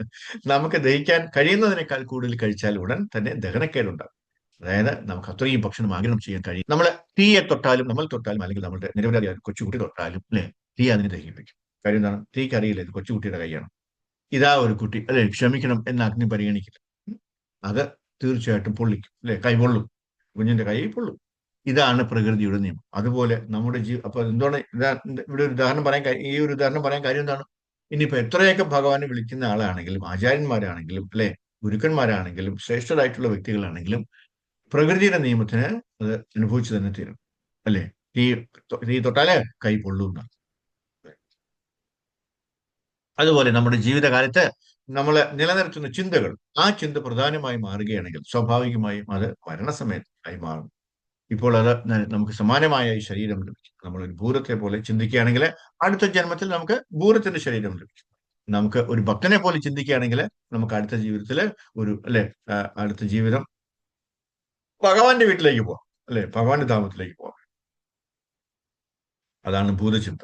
അവർ ഈ ശരീരത്തെക്കുറിച്ച് ആശങ്കാകുലരാണ്. കൃഷ്ണനെ കുറിച്ച് ചിന്തിക്കുകയാണെങ്കിൽ, അല്ലെ, എങ്ങനെ ഭഗവാനെ സേവിക്കണം എന്നാണ് ചിന്തിക്കുന്നതെങ്കിൽ, അല്ലെ, നമ്മുടെ ജീവിതത്തിന്റെ പൂർണ്ണത ഉണ്ടാവും. കാരണം ഭഗവാന്റെ, അല്ലെ, കൃഷ്ണന്റെ എന്താണ് കൃഷ്ണനെ കുറിച്ചിട്ടായിരിക്കും നമ്മൾ മരണസമയത്തും ചിന്തിക്കും. അല്ലെ? എന്തുകൊണ്ടാണ് അങ്ങനെ പറയുന്നതെന്ന് വിശദീകരിക്കും. അതായത് നമ്മൾ എന്താണോ എപ്പോഴും ചെയ്യുന്നത് അത് തന്നെയായിരിക്കും ജീവിതാന്ത്യം വരെയും നമ്മൾ തുടരുന്നത്. അല്ലെ? എന്താ പറയാ, ചെറുതിലെ ഉള്ള ശീലം ചൊട്ടയിലെ ശീലം ചുടല വരെ എന്ന് പറയുന്നത് പോലെ അതാണ്. അപ്പൊ അത് നമ്മൾ കറക്റ്റ് ആയിട്ട് എടുത്തു കഴിഞ്ഞാൽ ഇപ്പൊ നമ്മൾ എന്ത് ചെയ്യണം, നമ്മൾ എന്ത് ശീലിക്കണം? എന്ത് വന്നാലും കൃഷ്ണ കൃഷ്ണ കൃഷ്ണ കൃഷ്ണ കൃഷ്ണ പറഞ്ഞ് ശീലിക്കണം. അല്ലേ? ഏഹ് വേറെ ഒന്നും പറയാതെ, ഇപ്പൊ എന്തെങ്കിലും ഒരു വിഷമം വന്നാലും കൃഷ്ണ പറയണം, സന്തോഷം വന്നാലും കൃഷ്ണ എന്ന് പറയണം, അല്ലെ കരച്ചിൽ വന്നാലും കൃഷ്ണ എന്ന് പറയണം, അല്ലെ ആരെങ്കിലും ചീത്ത പറഞ്ഞാലും കൃഷ്ണ എന്ന് പറയണം. അല്ലെ? എപ്പോഴും നമ്മൾ കൃഷ്ണ കൃഷ്ണ എന്ന് പറഞ്ഞുകൊണ്ടിരുന്നു കഴിഞ്ഞാൽ മാത്രമേ നമ്മള് അന്ത്യസമയത്ത് കാലേച്ച മാമേകം ശരണം ശരൺ മുക്ത കളയബര, അല്ലെ, ആ സമയത്ത് നമുക്ക് കൃഷ്ണ എന്ന് വിളിക്കാൻ പറ്റുള്ളൂ. വരില്ല, ചിലപ്പോൾ സൗണ്ട് ഒന്നും വരില്ല. ഇതിലൊക്കെ ഇവിടെയൊക്കെ അടയും, ഈ കഫം കൊണ്ട് അടയും. ഒന്നും നമ്മൾ വിചാരിക്കണമെങ്കിൽ നടക്കത്തില്ല. നമ്മൾ വിചാരിക്കുമോ എഴിച്ചിരുന്ന് വിളിക്കാന്ന്, പിന്നെ നടന്നതുപോലെ തന്നെ നടക്കത്തില്ല. അല്ലേ? അതപ്പോ നമുക്ക് ഈ കണ്ടമൊക്കെ ഈ കഫം കൊണ്ട് വരത്തില്ല. എന്നാലും നമ്മൾ വിളിക്കാൻ ശ്രമിക്കുക. ഭഗവാൻ എന്താ പറഞ്ഞിരിക്കുന്നത്? നീ എപ്പോഴും എന്നെ സ്മരിക്കുകയാണെങ്കിൽ നിനക്ക് ഒരുപക്ഷെ നിന്റെ അവസാനത്തെ കാലത്ത് സ്മരിക്കാൻ പറ്റിയില്ലെങ്കിൽ ഞാൻ നിന്നെ വന്ന് ഓർമ്മിപ്പിക്കാന്ന് പറയാം. അതിലിപ്പുറം എന്താ വേണ്ടേ? ഭഗവാൻ അവിടെ നോക്കിയിരിക്കണം എന്റെ കുഞ്ഞ്, അല്ലെ? അവൻ എങ്ങനെയെങ്കിലും കൈപിടിച്ചോട്ട് കൊണ്ടുവരണം പറഞ്ഞാണ് ഭഗവാൻ നിൽക്കുന്നത്. അപ്പൊ നമ്മളൊരു 10% നമ്മളൊരു എൻഡേവർ അല്ലെങ്കിൽ ഒരു ശ്രമം ചെയ്യുമ്പോൾ ഭഗവാൻ 90% ഇട്ട് കംപ്ലീറ്റ് ആക്കി തരുകയാണ് ചെയ്യും. അല്ലേ? അപ്പൊ നമ്മൾ അങ്ങനെ വേണം ശീലിക്കാൻ. എന്ത് ശീലിക്കണം? എപ്പോഴും നമ്മൾ സദാ ഹരിയായിട്ടിരിക്കണം, കൃഷ്ണ കൃഷ്ണ കൃഷ്ണ എന്ന് പറഞ്ഞു. അതാണ് ജീവിതത്തിന്റെ പൂർണ്ണത. അല്ലെ? മരണസമയത്ത് നമ്മൾ കൃഷ്ണനെ ഓർമ്മിച്ചാൽ നമ്മുടെ ജീവിതം വിജയകരമാണ്. അതിനാണ് നമ്മൾ ഈ കിടന്ന് കഷ്ടപ്പെടുന്നത്. ലാസ്റ്റ് മൊമെന്റിൽ നമുക്ക് ഭഗവാനെ ചിന്തിക്കാൻ സാധിക്കണം. നമ്മൾ വിചാരിക്കുന്നത് പോലെ അത് അത്ര എളുപ്പമേ അല്ല. എല്ലാരും വിചാരിക്കും ഞാൻ ഭഗവാനെ പറ്റിക്കും, അല്ലെ, അവസാന നിമിഷത്തിൽ ഞാൻ കൃഷ്ണാന്ന് വിളിക്കുള്ളൂ എന്നൊക്കെ. നടന്നത് തന്നെ ഒരു രക്ഷയുണ്ടാവില്ല. അല്ലേ? ഇത്രയും വലിയ ബുദ്ധിമാനും രാജാവും ഈ ലോകം മുഴുവൻ ഭരിച്ചിരുന്ന രാജാവുമായിട്ടുള്ള ഭരത രാജാവിന്, മഹാരാജാവായിരുന്നു, അല്ലെ? ഋഷിയായിരുന്നു, ഋഷീശ്വരനായിരുന്നു അദ്ദേഹം. അല്ലെ? രാജർഷിയായിരുന്നു. ഋഷീശ്വരനല്ല, രാജർഷിയായിരുന്നു. അല്ലെ? ഋഷിമാരായിരുന്നു. അദ്ദേഹത്തിന് സാധിക്കാത്ത കാര്യമാണോ? അദ്ദേഹം എന്താ ചിന്തിച്ചത്? ആ മാനിനെ കുറിച്ചാണ് ചിന്തിച്ചുകൊണ്ട്, ഞാനിപ്പം മരിക്കും, ആ മാനിന് ഇനി ആരുണ്ട് സംരക്ഷിക്കാൻ, അല്ലെ? അതിനെ ആരെങ്കിലും ഉപദ്രവിക്കോ, അതിനെ ആരെങ്കിലും തീറ്റോ എന്നുള്ള ചിന്തയായിരുന്നു ധാരണ. അപ്പൊ അടുത്ത ജന്മം എന്ത് പറ്റി? മാനായിട്ട് ജനിക്കേണ്ടി വന്നു. അങ്ങനെയുള്ള ഭരത മഹാരാജാവിന് പോലും അങ്ങനെ സംഭവിച്ചെങ്കിൽ നമ്മുടെയൊക്കെ കാര്യം പറയേണ്ട ആവശ്യമുണ്ടോ? അദ്ദേഹം ഈ ഈ ലോകം മുഴുവൻ സ്വന്തം ആയിട്ട് നിന്ന ഒരാളാണ്. ഈ ലോകം മുഴുവൻ അദ്ദേഹത്തിൻ്റെതായിരുന്നു. അത് മുഴുവൻ ത്യജിച്ചിട്ടാണ് അദ്ദേഹം കാട്ടിൽ പോയി തപസ് ചെയ്യാൻ പോയി. നോക്കണം. അതുപോലെയൊന്നും നമ്മൾ ചെയ്തില്ല. അതിന്റെ 1% പോലും നമ്മൾ ചെയ്തില്ല. അല്ലേ? നമ്മളിവിടെ എന്താണ് ചെതിച്ചിട്ട് ത്യജിച്ചിട്ട് പകന്റെ പുറകെ പോയത്? ഒന്നും ചെതിച്ചില്ല. നമ്മൾ എല്ലാം കൊണ്ട് നടക്കുക. അല്ലേ? എന്തെങ്കിലും നമ്മൾ ത്യജിച്ചോ? ഇല്ല. ഭഗവാൻ പറഞ്ഞു, ആ ആയിക്കോ, കുഴപ്പമില്ല, നോ ഇഷ്യൂസ്, അല്ലേ? തൽക്കാലത്തിൽ അതാവാം. പക്ഷേ നിങ്ങളെ അതൊന്നും വിട്ടില്ലെങ്കിൽ കുഴപ്പമില്ല, നിങ്ങളെ എന്റെ നാമം പറഞ്ഞാൽ ഞാൻ ഭഗവാൻ ഇവിടെ ഡിസ്കൗണ്ട് വന്നിരിക്കുന്നു ഈ കലിയുഗത്തിലായതുകൊണ്ട്. അല്ലേ? അപ്പോ നമുക്ക് ഈ വലിയ ത്യജനമൊന്നുമില്ല. നമ്മളൊന്നും ത്യജിച്ചിട്ടില്ല. കാര്യം നമ്മൾ ചെയ്തിട്ടില്ല. ഉം. എന്നിട്ട് പോലും നമുക്ക് പറ്റുന്നില്ല എന്ന് പറഞ്ഞു കഴിഞ്ഞാൽ, അല്ലെ, അപ്പൊ നമ്മൾ എന്ത് ചെയ്യണം? നമ്മൾ സദാ ഹരിയായിട്ടിരിക്കാൻ ശ്രമിക്കുക. നമ്മളെ ഭാഗത്തുനിന്ന് ഒരു ശ്രമം ചെയ്യും. അപ്പൊ തീർച്ചയായിട്ടും അത് നടക്കും. അപ്പൊ നമ്മൾ അങ്ങനെ വേണം ചെയ്യാൻ. അസുരന്മാരെ പോലെയോ അല്ലെ, അല്ല ചിന്ത ഉണ്ടാകും. പക്ഷെ നമ്മൾ ഈ ശരീരത്തെ കുറിച്ച് ചിന്തിക്കുകയാണെങ്കിൽ അത് വളരെ സുഖകരമായി എങ്ങനെ നടത്താം, ഇന്ദ്രിയങ്ങൾ എങ്ങനെ ആസ്വദിക്കാം, കൂടുതൽ പണം എങ്ങനെ നേടാം, കൂടുതൽ പുരുഷന്മാരെയോ സ്ത്രീകളെയോ എങ്ങനെ നേടാം, അല്ലെ, അങ്ങനെയുള്ള സുഖങ്ങളൊക്കെ എങ്ങനെ ആസ്വദിക്കാം എന്നാണ് ചിന്തിക്കുന്നതെങ്കിൽ നമ്മളൊരു രാക്ഷസനാണ്, നമ്മളൊരു അസുരനാണ്. മരണസമയത്ത് സ്വാഭാവികമായും നമ്മൾ ഇതൊക്കെ ആയിരിക്കും ചിന്തിക്കുക. അല്ലെ? കാര്യം ഈ മോശപ്പെട്ട കാര്യങ്ങൾ നമ്മൾ കാണുകയും കേൾക്കുകയും ചെയ്തു കഴിഞ്ഞാൽ അത് നമ്മുടെ ഉള്ളിൽ ഭയങ്കര ഇമ്പ്രഷനാണ് ഉണ്ടാക്കുന്നത്. ഒരു പ്രസ് അങ്ങ് വയ്ക്കുകയാണ്. അല്ലെ? ആ ആവശ്യമില്ലാത്ത സമയത്തൊക്കെ അതിങ്ങനെ പൊങ്ങി വരും. അല്ലെ? നമുക്ക് ഒന്നും ചെയ്യാൻ, നമുക്ക് മാറ്റി കളയാൻ പറ്റുമോ? നമുക്ക് ഡസ്റ്റർ എടുത്ത് തുളച്ച് കളയാൻ പറ്റുമോ? മനസ്സിൽ ഉള്ളിലകത്ത് രജിസ്റ്റർ ചെയ്ത് വെച്ചിരിക്കുക, സേവ് ചെയ്ത് വെച്ചിരിക്കുകയാണ്. അത് ഓട്ടോമാറ്റിക്കായിട്ട് സേവ് ആവും. ആലോചിച്ച് നോക്കൂ. നമ്മൾ എന്തെല്ലാം കണ്ടിട്ടുണ്ട്, എന്തെല്ലാം കാര്യങ്ങളൊക്കെ എന്തെല്ലാം നല്ല കാര്യങ്ങൾ കണ്ടിട്ടുണ്ട്. അതിൽ എന്തൊക്കെ നല്ല കാര്യങ്ങളാണ് അവിടെ മനസ്സിലുള്ളത്. നേരെ മറിച്ച് എന്തെങ്കിലും വൃത്തികെട്ട അല്ലെങ്കിൽ ചീത്തയായിട്ടുള്ള അല്ലെങ്കിൽ ആവശ്യമില്ലാത്ത അല്ലെങ്കിൽ മോശമായിട്ടുള്ള കാര്യങ്ങളാണെങ്കിൽ അത് രജിസ്റ്റേർഡ് ആയിട്ടായിരിക്കും. അത് പോകത്തില്ല. അത് ബൈ മാനുഫാക്ചറിങ് ഡിഫക്റ്റ് ആണ്, അല്ലെ? നമ്മൾ ബൈ ഡീഫോൾട്ട് അങ്ങനെയാണ്. ഇല്ല, അപ്പൊ എന്ത് ചെയ്യണം? അതൊക്കെ ഹരേ കൃഷ്ണ കൃഷ്ണ കൃഷ്ണ ഹരേ ഹരേ ഹരേ രാമ രാമ രാമ ഹരേ ഹരേ പറഞ്ഞ് അത് ഇല്ലാതാക്കാൻ, അത് തുടച്ച് വൃത്തിയാക്കാൻ ശ്രമിക്കുക. എങ്കിൽ മാത്രമേ അതൊക്കെ ആ ഇംപ്രഷൻസ് ഒക്കെ പോകത്തുള്ളൂ. അല്ലെ? അതല്ലെങ്കിൽ അത് അവിടെ ഇങ്ങനെ പിടിച്ചിരിക്കും.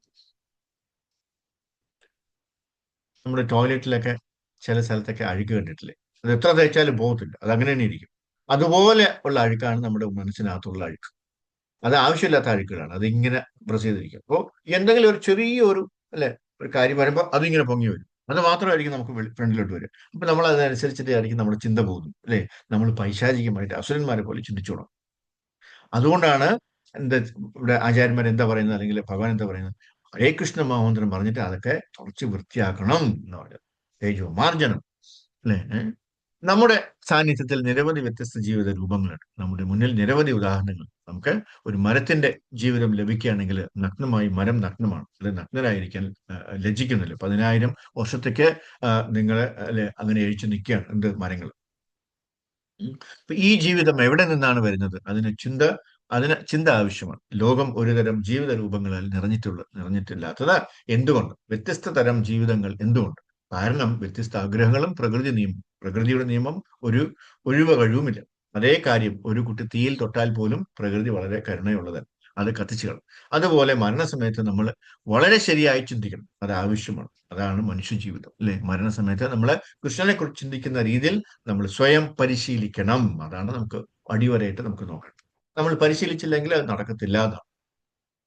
അതുകൊണ്ട് ഭഗവാൻ ഇവിടെ എന്താ ഉപദേശിക്കുന്നത്? മന്മന ഭവ ഭക്തോ മത്യാജി മാം നമസ്കുരു മാമേ വൈശ്യസി അസംശയം, അല്ലെ? സംശയമില്ല. നമ്മള് നിങ്ങൾ എല്ലാവരും എന്റെ വീട്ടിലേക്ക് വരും, എന്റെ ധാമത്തിലേക്ക് വരും, ഭഗവത് ധാമത്തിലേക്ക് വരും, അല്ലെ? ഗോലോക വൃന്ദാവനത്തിലേക്ക് വരും, കൃഷ്ണലോകത്തിലേക്ക് വരും, അല്ലെ? വൈകുണ്ഠം. വൈകുണ്ഠം എന്ന് പറഞ്ഞാൽ എന്താണ്? കുണ്ഠമില്ലാത്ത സ്ഥലം. വിഗത കുണ്ഠ എന്ന് വെച്ചാൽ, വിഗത എന്ന് പറഞ്ഞാൽ ഇല്ലാത്തത്, കുണ്ഠമില്ലാത്തത്, അതാണ് വിഗത കുണ്ഠ, അല്ലെ? അപ്പൊ ഇനി അവിടെ ചെന്ന് കഴിഞ്ഞാൽ ഒരു കുണ്ടോ ഇല്ലെന്നാണ്, ഒരു വിഷമവും ഇല്ലെന്നാണ്, അല്ലെ? ഒരു പ്രയാസവും ഇല്ലെന്നാണ്. അതാണ് വൈകുണ്ഠലോകം. ആത്മീയലോകം, ഭൗതിക ലോകം കുണ്ഠമാണ്, അല്ലെ? കുണ്ഠം എന്നാൽ ഉത്കണ്ഠ നിറഞ്ഞതാണ്. ഉത്കണ്ഠ നിറഞ്ഞ സ്ഥലമാണ് ആത്മീയ ഭൗതിക ലോകം എന്ന് പറയുന്നത്, അല്ലെ? അപ്പോ എല്ലാം സ്വാതന്ത്ര്യമാണ്, അല്ലെ? സച്ചിദാനന്ദ വിഗ്രഹം. വൈകുണ്ഠ ജീവിതം അങ്ങനെയാണ്, സച്ചിത് ആനന്ദം, എപ്പോഴും ആനന്ദം മാത്രമേ. അല്ലെ? ഭഗവാന്റെ ശരീരം എന്താണ്? സച്ചിദാനന്ദം, അല്ലേ? അതുപോലെയാണ്. ഭഗവാന്റെ ശരീരം മാത്രമല്ല, ആത്മീയ ലോകത്ത് ജീവിക്കുന്ന എല്ലാവരുടെയും ശരീരം അങ്ങനെയാണ്, ആത്മീയ ശരീരമാണ്. ആത്മീയ ശരീരം എന്നാൽ സച്ചിത് ആനന്ദം എന്നാണ്. ഭഗവാനെ പോലെയാണ് ബാക്കി എല്ലാവർക്കും അതേ ശരീരം കിട്ടുമെന്നർത്ഥം, അല്ലെ? ആത്മീയ ശരീരം ഒരിക്കലും എന്താണ് നശിപ്പിക്കപ്പെടുന്നില്ല. ഭൗതിക ശരീരം നശിപ്പിക്കുന്നു. നമ്മളെ ഓരോരുത്തരുടെയും, അല്ലെ? ഇപ്പോൾ നമുക്ക് ഭൗതിക ശരീരമുണ്ട്, അത് നശിക്കും. എന്നാൽ ആത്മീയ ലോകത്ത് നമുക്ക് ആത്മീയ ശരീരം ലഭിക്കുമ്പോൾ അത് നശിക്കുന്നില്ല, ശാശ്വതമാണ്, ശാശ്വതമായ ജീവിതം. ചിത് എന്നാൽ എന്താണ്? അറിവെന്നാണ് അർത്ഥമാക്കുന്നത്. അതിനാൽ ഈ ഭൗതിക ശരീരത്തിൽ നമുക്ക് അറിവില്ല. നമുക്ക് ഇപ്പോൾ അപൂർണമായ അറിവ് മാത്രമാണ്, പരിമിതമായ അല്ലെ ഉണ്ടെങ്കിലും, എന്നാൽ ആത്മീയ ജീവിതത്തിലേക്ക് നമുക്ക് പൂർണ്ണമായ അറിവുണ്ട്. അവിടെയാണ് ആത്മീയ ജീവിതം തുടങ്ങുന്നത്, അല്ലെ? അപ്പോൾ എല്ലാവരും, ഓരോ മനുഷ്യനും ബുദ്ധിമാനായിരിക്കണം. ഇതാണ് ഭഗവാന്റെ നിലപാട്.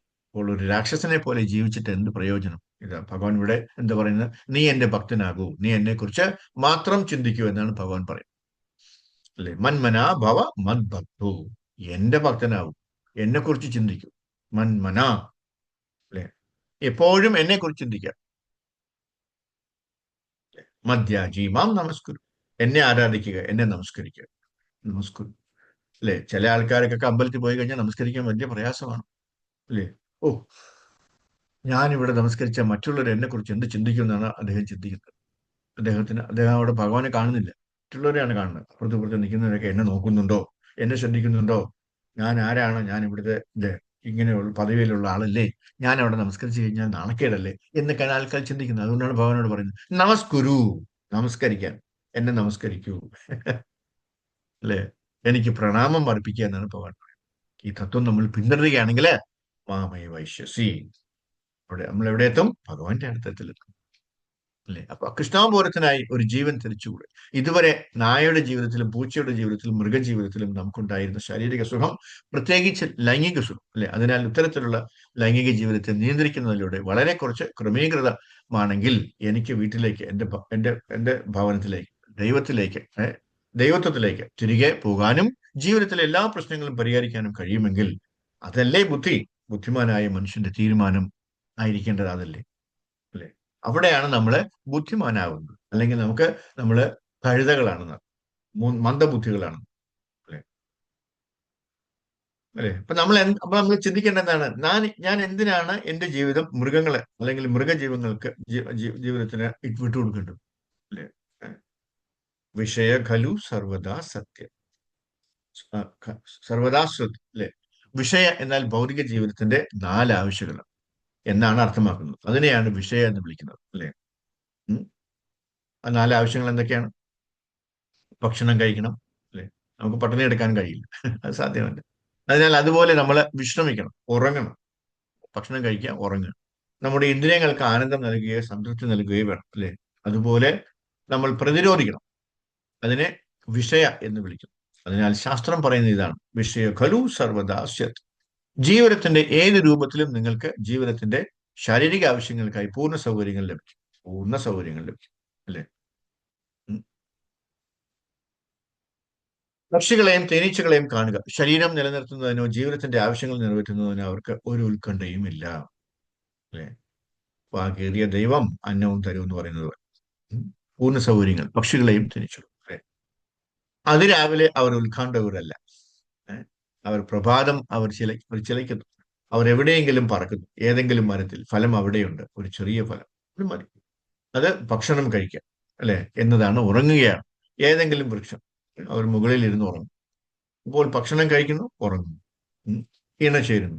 പക്ഷിയോടൊപ്പം മറ്റേലും അല്ലെ എതിർലിംഗവും ഉണ്ടാവും. കുറഞ്ഞത് 2 മുട്ടകളെങ്കിലും ഉണ്ട്. അല്ലെ? ഒരു ആൺ, ഒരു പെൺ. അല്ലെ?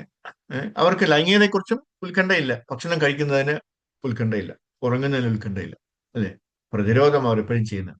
എല്ലാ പക്ഷികളും മൃഗങ്ങൾക്കും സ്വയം എങ്ങനെ പ്രതിരോധിക്കണമെന്ന് അറിയാം. നിലത്തിരിക്കുന്ന പക്ഷികൾ എന്തെങ്കിലും കഴിക്കുന്നു. അല്ലെ? അതെന്തെങ്കിലും അപകടം കണ്ടാൽ ഉടൻ മുകളിലേക്ക് പറക്കും. അതാണ് അവന്റെ പ്രതിരോധം, അല്ലെ? പക്ഷികളുടെ പ്രതിരോധം. അതിനാൽ ശാസ്ത്രം പറയുന്നു ജീവിതത്തിന്റെ ഈ 4 ആവശ്യകതകളും നമുക്ക് ലഭിക്കും. ഏത് തരത്തിലുള്ള ജീവിതവും, അല്ലെ? ഏത് നിസ്സാര രൂപമോ വളരെ പ്രധാനപ്പെട്ട രൂപമോ അത് പ്രശ്നമല്ല. നമുക്കെല്ലാം ലഭിക്കും. ഇതെല്ലാം ക്രമീകരിച്ചിരിക്കും. നമുക്ക് അതിനായി ഒരു ഉത്കണ്ഠയും ഇല്ല. കൃഷ്ണൻ നമുക്ക് നൽകിയിട്ടുണ്ട്. എല്ലാ കാര്യവും നമുക്ക് ഇവിടെ നൽകിയിട്ടുണ്ട്. നമ്മളെ ജയിലിൽ ജീവിതത്തിലേക്ക് തള്ളിവിട്ടാലും ജയിൽ ജീവിതം ഈ കാര്യങ്ങൾക്കായി സർക്കാർ ഇതിനകം തന്നെ ക്രമീകരിച്ചിട്ടുണ്ട്. ജയിൽ ജീവിതത്തിന്റെ ജീവിതത്തിൽ നമുക്ക് കിട്ടും, ഭക്ഷണം കിട്ടും, ഉറക്കം കിട്ടും, അല്ലെ? എല്ലാ ക്രമീകരണവും ഒന്നാണ്. അതിനാൽ ഈ കാര്യങ്ങൾക്കായി നമ്മൾ വളരെയധികം ഉത്കണ്ഠപ്പെടും. അതാണ് മനുഷ്യജീവിതം. കാര്യങ്ങൾ എങ്ങനെ നടക്കുന്നുവെന്ന് അവൻ ബുദ്ധിപൂർവ്വം കാണണം. അല്ലെ? നമുക്ക് എത്ര ലക്ഷം ഇതാണുള്ളത്? 84 ലക്ഷം ജീവജാലങ്ങളാണുള്ളത്. അതിൽ നിന്ന് വ്യത്യസ്ത പദവികളിലുള്ള മനുഷ്യരൂപം. അല്ലെ? മനുഷ്യർ എത്ര പേരുണ്ട്? 4 ലക്ഷം. അല്ലെ? 8 ദശലക്ഷം അവ താഴ്ന്ന ജീവികളാണ്. പക്ഷികൾ, മൃഗങ്ങൾ, ജലജീവികൾ, പ്രാണികൾ, സർപ്പങ്ങൾ, അങ്ങനെ പലതും. അവ 8 ദശലക്ഷമുണ്ട്. നമുക്ക് മനുഷ്യന്റെ എണ്ണം കാണാൻ കഴിയും. മറ്റൊന്ന്, ഒരു ചെറിയ ഉറുമ്പിനെ പോലെ പോലും നമുക്ക് മുറിയിൽ നിന്ന് അല്ലല്ലേ നമ്മുടെ മുറിയിൽ നിന്ന് ആയിരക്കണക്കിന് ചെറിയ ഉറുമ്പുകൾ പുറത്തു വരും. എന്നാൽ ആ മുറിയിൽ മനുഷ്യൻ എന്ന നിലയിൽ നമുക്ക് 2 3 എന്നതിൽ കൂടുതൽ ജീവിക്കാൻ കഴിയില്ല. അല്ലെ? അതാണ് പ്രകൃതിയുടെ രീതി. നമുക്ക് ധാരാളം കുരുവികൾ, മറ്റു നിരവധി പക്ഷികൾ, മൃഗങ്ങൾ, ആനകൾ പോലും കാണും. അതിനാൽ അവർക്ക് ഭക്ഷണം ലഭിക്കുന്നു. എല്ലാവർക്കും ഭക്ഷണം യഥേഷ്ടം കിട്ടുന്നു. അവയ്ക്ക് ഉറങ്ങാനുള്ള സൗകര്യമുണ്ട്. അല്ലെ? പ്രതിരോധിക്കണമെന്ന് അറിയാം. അല്ലെ? അതിനാൽ മനുഷ്യ ജീവിതവും അങ്ങനെയാണ് ഉദ്ദേശിക്കുന്നത്. ഭക്ഷണം കഴിക്കുന്നതിനും ഉറങ്ങുന്നതിനും ഇണചേരുന്നതിനും പ്രതിരോധിക്കുന്നതിനും വേണ്ടിയാണോ? അല്ലെ? അപ്പൊ അതിൽ നിന്നൊക്കെ മാറുന്നത് എങ്ങനെയാണ്? നമ്മൾ ഭക്തിമാർഗത്തിൽ വരുമ്പോഴാണ്. അല്ലെ? അപ്പൊ നമ്മൾ എന്താ ചെയ്യേണ്ടത്? വേറെ ഒന്നും ചെയ്യേണ്ട ആവശ്യമില്ല. നമ്മുടെ ആചാര്യന്മാർ നമുക്ക് പറഞ്ഞു തന്നിട്ടുണ്ട് നമ്മൾ എന്താ ചെയ്യേണ്ടത്. അല്ലെ? പ്രഭുപാദ് നമുക്ക് പറഞ്ഞു തന്നിട്ടുണ്ട് 4 റെഗുലേറ്ററി പ്രിൻസിപ്പിൾസ് ഫോളോ ചെയ്യാൻ. അല്ലെ? ഈ സത്സംഗങ്ങളിൽ നിൽക്കുക. തീർച്ചയായിട്ടും. അല്ലെ? അതിൽ നിന്ന് കഴിഞ്ഞാൽ നമുക്ക് ഭക്തിയിൽ ഉയരാൻ പറ്റുള്ളൂ. പലരും വിചാരിക്കുന്നത് ഞാൻ ഒറ്റയ്ക്കിരുന്ന് ജപിച്ചാലും എനിക്ക് ഭക്തിയിൽ വരാമെന്ന്. ഒരിക്കലും പറ്റില്ല. അല്ലെ? അങ്ങനെയല്ല പറയേണ്ടത്. എന്താണ് നമ്മൾ ചെയ്യേണ്ടത്? നമ്മൾ മറ്റുള്ളവർക്കൊപ്പം അല്ലെങ്കിൽ സത്സംഗത്തിൽ നിൽക്കണം. എങ്കിലേ ആ വൈബ്രേഷൻ വരുള്ളൂ, ആ ഒരു പൊട്ടൻസി വരുള്ളൂ. അല്ലെ? ഇപ്പൊ നമ്മൾ അമ്പലത്തിൽ പോയിട്ട് വരുമ്പോൾ നമുക്കൊരു സന്തോഷം, ഒരു സുഖമല്ലേ? നമ്മൾ വീട്ടിലിരുന്ന് ജപിച്ചുകൊണ്ടിരുന്ന് കഴിഞ്ഞാൽ നമുക്ക് ആ സുഖം കിട്ടും? ഒരിക്കലും കിട്ടില്ല. അമ്പലത്തിൽ പോകുമ്പോൾ നമ്മൾ അവിടുത്തെ ആ ഒരു ഫ്രഷ് എയർ, അവിടുത്തെ ഒരു പൊട്ടൻസി, അല്ലെങ്കിൽ അവിടുത്തെ ഒരു വൈബ്, ഒരു എൻറ്റയർലി ഡിഫറെന്റ് ആണ്. നമുക്ക് ആ ചെല്ലുമ്പോൾ ഒരു മനസ്സിന് തന്നെ ഒരു കുളിർമ തോന്നും, സുഖം തോന്നും. അല്ലെ? ഭഗവാനെ കാണുമ്പോൾ, ഭഗവാന്റെ വിഗ്രഹം കാണുമ്പോൾ, ഭഗവാന്റെ ആരതി കാണുമ്പോൾ, ഭഗവാന്റെ കീർത്തനങ്ങൾ കേൾക്കുമ്പോൾ, ആഹാ, അല്ലെ? അത് എൻറ്റയർലി ഡിഫറെന്റ് വൈബാണ്. അത് നമുക്ക് വീട്ടിൽ ഇരുന്ന് കിട്ടോ? ഇല്ല. അത് പക്ഷെ ബുദ്ധി കുറഞ്ഞവര്, അല്ലെങ്കിൽ ആ സമയത്തൊക്കെ ബുദ്ധി കുറഞ്ഞിരിക്കുന്ന ആൾക്കാര് അങ്ങനെയാണ് ചിന്തിക്കുക. അവരെ കുറ്റം പറഞ്ഞിട്ട് കഥയില്ല. അവർ ദോഷ സമയത്താണ് അവരങ്ങനെയൊക്കെ ചിന്തിക്കുന്നത്, അല്ലേ? നേരെ മറിച്ച് അത് പറ്റത്തില്ല, ഇനി എന്റെ മനസ്സ് പറയാണ്, അല്ലേ, ഒന്ന് പോണ്ട, നീ എന്തൊക്കെ പറഞ്ഞാലും കുഴപ്പമില്ല, ഞാൻ പോവും എന്ന് പറഞ്ഞിട്ട് നമ്മൾ ഈ സത്സംഗത്തിലേക്ക് വന്നു കഴിഞ്ഞാൽ അവിടെയാണ് നമുക്ക് എന്താണ് ആത്മീയ ജീവിതത്തിന്റെ മുന്നോ മുന്നോട്ട് പോകാനുള്ള ഇത് കിട്ടുന്നത്, അല്ലേ? അപ്പോൾ നമുക്ക് പ്രൊമോഷൻ കിട്ടിയെന്നർത്ഥം, ആത്മീയ ജീവിതത്തിലേക്ക് പ്രൊമോഷൻ കിട്ടിയതാണ്, അല്ലേ? അപ്പൊ അതുകൊണ്ട് ഈ പ്രകൃതിയുടെ നിയമങ്ങളെ നമുക്ക് ഒരിക്കലും ഒഴിവാക്കാൻ പറ്റില്ല. രൂപ ഗോസ്വാമി ഉദാഹരണത്തിന് കുടുംബജീവിതത്തിൽ നിന്ന് വിരമിക്കാൻ ആഗ്രഹിച്ചപ്പോൾ അദ്ദേഹം കൃഷ്ണൻ 50% നൽകി. അതായത് അദ്ദേഹം രൂപ ഗോസ്വാമി പറയുന്നത് പറഞ്ഞാൽ 50% ഭഗവാന് വേണ്ടി മാറ്റിവെക്കും. അദ്ദേഹം ഭയങ്കര ധനികനായിരുന്നു, അല്ലേ? ഏഹ് കാരണം ഒരു ഒരു ലോഡ് സ്വർണ്ണ നാണയങ്ങളൊക്കെയാണ് കൊണ്ടുവരുന്നത് അമ്പലത്തിലേക്ക് കൊടുക്കാനായിട്ട്, അല്ലേ? അപ്പൊ അതിന്റെയൊക്കെ മൂല്യങ്ങൾ സങ്കല്പിച്ചു നോക്കണം. ഇപ്പൊ നമുക്ക് സ്വർണ്ണ നാണയങ്ങളൊന്നും ഇല്ല, എല്ലാം പേപ്പറിലായി പോയി, അല്ലേ? ഇപ്പൊ നമുക്ക് സ്വർണ്ണ നാണയവും വെള്ളി നാണയവും ഒക്കെ ഉണ്ടോ? ഇല്ല. അപ്പൊ അതാണ് ഇവിടെ സിദ്ധാം അപരിമേയം ച, അത് ഭഗവാന്റെ ചിന്തയിലേക്ക് മാറ്റണം. സരിതം കീർത്തയന്തോ മാം യദന്തശ്ച വൃഢ ദൃഢവൃത എന്നാണ്. നമ്മളെ എപ്പോഴും ഭഗവാന്റെ വിരുദ്ധനാമം എന്താണ് വിശുദ്ധനാമം എന്താണ് മഹത്വപ്പെടുത്തുന്നതിലോ ഗ്ലോറിഫൈ ചെയ്യുന്നതിലോ ജപിക്കുന്നതിലോ തിരക്കിലാണെങ്കിൽ നമുക്ക് ചിന്ത ഉത്കണ്ഠ കൈമാറ്റം ചെയ്യപ്പെടും. അതേ ചിന്തയിലൂടെ സിദ്ധ തുടരും. നമുക്ക് അത് നിർത്താൻ കഴിയില്ല. ഒരു നിമിഷം പോലും നമുക്ക് ചിന്തിക്കുന്നത് നിർത്താൻ കഴിയില്ല. ആരെക്കുറിച്ചിട്ട്? ഭഗവാനെ കുറിച്ച്. ഒന്നുകിൽ നമ്മൾ ഈ ഭൗതിക ജീവിതത്തെ കുറിച്ച് ചിന്തിക്കും, അല്ലെങ്കിൽ നമ്മൾ കൃഷ്ണനെ കുറിച്ച് ചിന്തിക്കും. അതിനാൽ കൃഷ്ണാബോധം എന്നാൽ ഈ ഭൗതിക ജീവിതത്തെ കുറിച്ച് ചിന്തിക്കുന്നതിന് പകരം നമ്മൾ കൃഷ്ണനെ കുറിച്ച് ചിന്തിക്കുന്നതാണ്. ചിന്ത നിർത്താൻ, അല്ലെ? നമ്മളെ മനസ്സൊരിക്കലും വെറുതെ ഇരിക്കില്ല. അതിനകത്ത് ഒരിക്കലും എം ടി ആവില്ല. മനസ്സൊരിക്കലും എം ടി ആവില്ല. നമ്മൾ ഒന്നെങ്കിൽ നമ്മൾ ഭൗതികമായി എന്തെങ്കിലും ചിന്തിക്കും, അല്ലെങ്കിൽ നമ്മൾ ഭഗവാനെ കുറിച്ച് ചിന്തിക്കും, ആത്മീയമായി ചിന്തിക്കും, അല്ലെ? ആ ചിന്ത. അപ്പോൾ നമ്മൾ എന്ത് ചെയ്യണം? ഇവിടെ മറ്റൊക്കെ മാറ്റി നിർത്തിയിട്ട് മനഃപൂർവ്വം ഭഗവാന്റെ ചിന്ത അവിടെ പിടിച്ചിടും. അപ്പൊ നമുക്ക് മറ്റു ചിന്തയ്ക്ക് വരാനുള്ള സ്പേസ് ഉണ്ടാവില്ല. മനസ്സിലായില്ലേ? അപ്പൊ ഒന്നും ഇല്ലെങ്കിൽ എന്ത് ചെയ്യും? ഈ ഭൗതിക ചിന്തകൾ ഓടി വന്ന് നമ്മളെ മനസ്സിനകത്തിരിക്കും, അല്ലേ? വെറുതെ കിടക്കുന്ന സമയത്തൊക്കെ അത് സ്ഥലത്തേക്ക് അത് കയറി വരും. നമുക്കൊന്നും ചെയ്യാൻ പറ്റില്ല. നമ്മളൊന്നും ഇൻവൈറ്റ് ചെയ്യേണ്ട ആവശ്യമില്ല, അത് അല്ലാതെ തന്നെ വരും, അല്ലേ? അപ്പോ ഇവിടെ അതാണ് ഭഗവാൻ മന്മന ഭവൻ മട്ടോ മധ്യാജി മാ നമസ്കുരു. എപ്പോഴും നമ്മൾ ഭഗവാനെ കുറിച്ചിട്ട് ചിന്തിച്ചു കൊണ്ടേയിരിക്കണം. മധ്യാജി മാം നമസ്കുരു, അല്ലേ? ആ പിന്നെ 18ാമത്തെ അധ്യായത്തിൽ അദ്ദേഹം പറയുന്നത് സർവധർമാൻ പരിത്യജ മാമേകം ശരണം വിടുക, അല്ലെ? ഇതിനൊന്നും നമുക്ക് വലിയ വിദ്യാഭ്യാസമോ വലിയ ബിരുദമോ സമ്പത്തോ ഒന്നും വേണ്ട ആവശ്യമില്ല, അല്ലെ? വിദ്യാസമ്പന്നനായാലും വിദ്യാഭ്യാസം ഇല്ലാത്തവനായിരുന്നാലും അതൊന്നും ഒരു പ്രശ്നമല്ല. ധനികനായാലും ദരിദ്രനായാലും അത് പ്രശ്നമല്ല, അല്ലെ? ഹൈതുക്കി പ്രതിഹതാണ്. ഭക്തി സേവനം, ഭക്തിയോഗ ഒരു കാരണവുമില്ലാതെ തടസ്സമില്ലാതെയും ആണ്. അഹൈതുക്കി പ്രതീകത.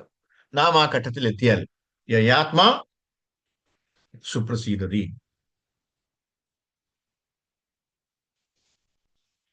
അപ്പോൾ ആത്മാവ് പൂർണ്ണമായും സംതൃപ്തനാകും. അതിനാൽ അതിന് അധികം വിദ്യാഭ്യാസം, അധികം സമ്പത്ത് ആവശ്യമില്ല. ഏതൊരു ജീവിതാവസ്ഥയിലും ഒരാൾക്ക് ഇത് പരിശീലിക്കാം, അല്ലെ? അതുകൊണ്ടാണ് ഭഗവാനോട് പറയുന്നത് മന്മനാത്മാവ് അല്ലെ? നമ്മൾ എന്ത് ചെയ്യണം? കൃഷ്ണാവബോധ പ്രസ്ഥാനത്തിന് വേണ്ടി പ്രചാരണം നടത്തണം. അത് വളരെ ബുദ്ധിമുട്ടുള്ള കാര്യങ്ങളല്ല. ഏതെങ്കിലും പ്രത്യേക വിഭാഗം പുരുഷന്മാർക്കോ സമൂഹത്തിനോ രാജ്യത്തിനോ വേണ്ടിയുള്ളതല്ല. കഴിയുമെങ്കിൽ എല്ലാ ജീവജാലങ്ങൾക്കും വേണ്ടിയുള്ളതാണ്, അല്ലെ? ഒരു ബുദ്ധിമുട്ടുണ്ടാവില്ല, നമുക്ക് ചെയ്യാൻ പറ്റുന്നതാണ്, അല്ലെ? അപ്പൊ ഇപ്പോഴേ ഗീത യജ്ഞം തുടങ്ങിയിട്ടുണ്ട്, അല്ലെ? എല്ലാവരും അത് വളരെയധികം കാര്യമായിട്ട് എടുത്തിട്ട് ഗീത എല്ലാവരിലും എത്തിക്കാൻ ശ്രമിക്കുക. നമ്മുടെ നാട്ടിൽ തന്നെ ഒത്തിരി വീടുകളിൽ ഭഗവത്ഗീത ഇല്ലാതിരിക്കും, അവിടെയൊക്കെ കൊണ്ട് കൊടുക്കാൻ ശ്രമിക്കുക, അല്ല? ഇപ്പൊ എല്ലാ വീട്ടിലും ഭഗവത്ഗീത എത്തട്ടെ. നമ്മളൊരു ഭഗവത്ഗീത കൊണ്ട് കൊടുത്തു കഴിഞ്ഞാൽ നമ്മൾ വിചാരിക്കും ഇവരിത് വായിക്കാനൊന്നും പോകുന്നില്ല. പക്ഷേ ഒരു ദിവസം അവരത് തുറന്നു നോക്കും, അന്ന് അവർ രക്ഷപ്പെടും. അപ്പൊ നമ്മൾ എന്ത് ചെയ്യണം? നമ്മൾ അതിനു വേണ്ടിയുള്ള ഒരു സീഡ് അവിടെ നട്ടിട്ട് വരണം, അല്ലേ? അപ്പൊ അവിടെ എന്താണ് ഒരു കുരു അവിടെ കുഴിച്ചിടുവാണ്. ഒരു ഭഗവത്ഗീത കൊണ്ട് കൊടുക്കും, എന്നെങ്കിലും അവരിത് വായിച്ചു നോക്കും. എന്നെങ്കിലും ഇത് എടുത്തേ പറ്റുള്ളൂ. അവർക്ക് എടുക്കേണ്ട ഒരു അവസ്ഥ വരും. ആ സമയത്ത് അവർ എടുക്കത്തുള്ളൂ. അതിനെടുത്ത് വായിച്ചു നോക്കിക്കഴിഞ്ഞാൽ അവർ രക്ഷപ്പെട്ടു. അവരിത് നമ്മളെ അന്വേഷിച്ച് വരും. ശരി. അപ്പൊ നമ്മൾ ചെയ്യേണ്ടതെന്ന് വെച്ചാൽ ഈ ഗീതാ യജ്ഞത്തിൽ എന്താ ചെയ്യുന്നത് വെച്ചാൽ, അല്ലെ, എല്ലാ വീട്ടിലും, നമ്മുടെ നാട്ടില് അവിടെ ചുറ്റുവട്ടത്തൊക്കെ എല്ലാ വീട്ടിലും ഒരു ഭഗവത്ഗീത ഉണ്ടെന്ന് ഉറപ്പുവരുത്തുക. ക്രിസ്ത്യാനിയാണോ മുസ്ലിമാണോ നോക്കണ്ട, കൊണ്ട് കൊടുക്കണം, ഒരു വായിക്കട്ടെ. മനസ്സിലായില്ല? അത് വേണം നമ്മൾ ചെയ്യാൻ. അപ്പോൾ അങ്ങനെയുള്ള കാര്യങ്ങൾ നമ്മൾ ചെയ്തു കഴിഞ്ഞാൽ ഭഗവാൻ നമ്മളോടൊപ്പം ഉണ്ടാവും. കാര്യം എന്താണ്? നമ്മൾ എന്തിനാ നടക്കണേ? ഭഗവാന്റെ കാര്യങ്ങള് എല്ലാവർക്കും എത്തിക്കാൻ വേണ്ടിയാണ് നമ്മൾ നടക്കുന്നത്. അല്ലെ? നമുക്കറിയുന്ന കാര്യം, നമുക്കറിയുന്ന സത്യം, നമുക്കറിയുന്ന ആ സന്തോഷം നമ്മൾ മറ്റുള്ളവർക്കും കൂടെ പകർന്നു കൊടുക്കാൻ ശ്രമിക്കുക. അല്ലെ? അപ്പൊ ഭഗവാൻ അത്രയും സന്തോഷമാണ്. അതിന്റെ അപ്പുറത്ത് ഒരു സന്തോഷം ഭഗവാൻ ഉണ്ടാവുന്നില്ല. കാര്യം എന്താണ്? എന്റെ കുഞ്ഞ് എന്റെ കാര്യമാണ് അവർക്ക് പറഞ്ഞുകൊണ്ടിരിക്കുന്നത്. അല്ലെ? അപ്പൊ ഒരു കുഞ്ഞിനെ കൂടെ അവൻ രക്ഷപ്പെടുത്തുകയാണ് ചെയ്തത്. അല്ലെ? അപ്പൊ ഒരു ദിവസം നമ്മൾ ഒരാളോടെങ്കിലും, പുതിയ ഒരാളോടെങ്കിലും നമ്മൾ പ്രചാരണം ചെയ്യണമെന്നാണ്. അല്ലെ? അതായത് നമ്മൾ ഭഗവാന്റെ കാര്യങ്ങൾ പറയാം. കാര്യം ദേക്കോ താരേ കഹോ കൃഷ്ണ ഉപദേശനാണ് ചൈതന്യ മഹാപ്രഭു പറഞ്ഞത്. അല്ലെ? അത് വേണം നമ്മൾ ചെയ്യാൻ. നമ്മൾ ഭഗവാനെ കുറിച്ച് പറഞ്ഞില്ലെങ്കിൽ വേറെ ആര് പറയും? കാരണം നമുക്കല്ലേ ഭഗവാനെ കുറിച്ച് അറിയാൻ പറ്റുള്ളൂ. കൃഷ്ണ ഭഗവാനെ കുറിച്ച് നമുക്കല്ലേ അറിയുള്ളൂ. അത് നമ്മൾ മറ്റുള്ളവരിൽ എത്തിക്കുക എന്നുള്ളതാണ് നമ്മുടെ ധർമ്മം. അപ്പൊ അത് തുടരുക. നമ്മൾ എന്ത് ചെയ്തു കഴിഞ്ഞാലും അതെല്ലാം നമ്മുടെ വൈകുണ്ഠ ബാങ്കിലേക്ക് ചെല്ലുകയാണ്. അല്ലെ? നമ്മുടെ ക്രെഡിറ്റ്. തീർച്ചയായിട്ടും അത് നമ്മുടെ മരണാനന്തരം പോലും നമുക്ക് അത് വളരെയധികം ഉപയോഗപ്പെടുന്ന കാര്യമാണ്. അതുകൊണ്ട് ഒരു നിമിഷം പോലും നമ്മൾ മാറ്റിവെക്കാതെ, നഷ്ടപ്പെടുത്താതെ അതിനു വേണ്ടി ശ്രമിക്കാം. ഭഗവാന്റെ കാര്യങ്ങൾക്ക് വേണ്ടി ശ്രമിക്കാം. ഹരേ കൃഷ്ണ. എന്തെങ്കിലും സംശയം ഉണ്ടെങ്കിൽ പെട്ടെന്ന് ചോദിക്കാം. ഇനി സമയമുണ്ട്. ഹരേ കൃഷ്ണ. സത്സംഗ് ഹരേ കൃഷ്ണ. എന്തെങ്കിലും ഡൗട്ട് ഉണ്ടെങ്കിൽ ചോദിക്കാം. ഹരേ കൃഷ്ണ. കമന്റ്സ്? ഹരേ കൃഷ്ണ പ്രഭുജി. ഹരേ കൃഷ്ണ. സംശയങ്ങളൊന്നും ബാക്കി വയ്ക്കാത്ത പോലെയാണ് കാര്യങ്ങളെല്ലാം പറഞ്ഞത്. അതുകൊണ്ട് സംശയത്തില് പ്രസക്തിയില്ല. വളരെ ഇമ്പോർട്ടന്റ് ആയ ഒത്തിരി കാര്യങ്ങളല്ലേ ഇന്ന് പ്രഭു ഞങ്ങൾക്ക് പറഞ്ഞു തന്നത്. ഹരേ കൃഷ്ണ. ഭഗവാന്റെ അതൊക്കെ കേൾക്കാനുള്ള ഭാഗ്യം ഞങ്ങൾക്ക് എല്ലാവർക്കും ഉണ്ടായി. ഹരേ കൃഷ്ണ പ്രഭു. കാണാൻ പ്രഭു. Thank you. ഹരേ കൃഷ്ണ.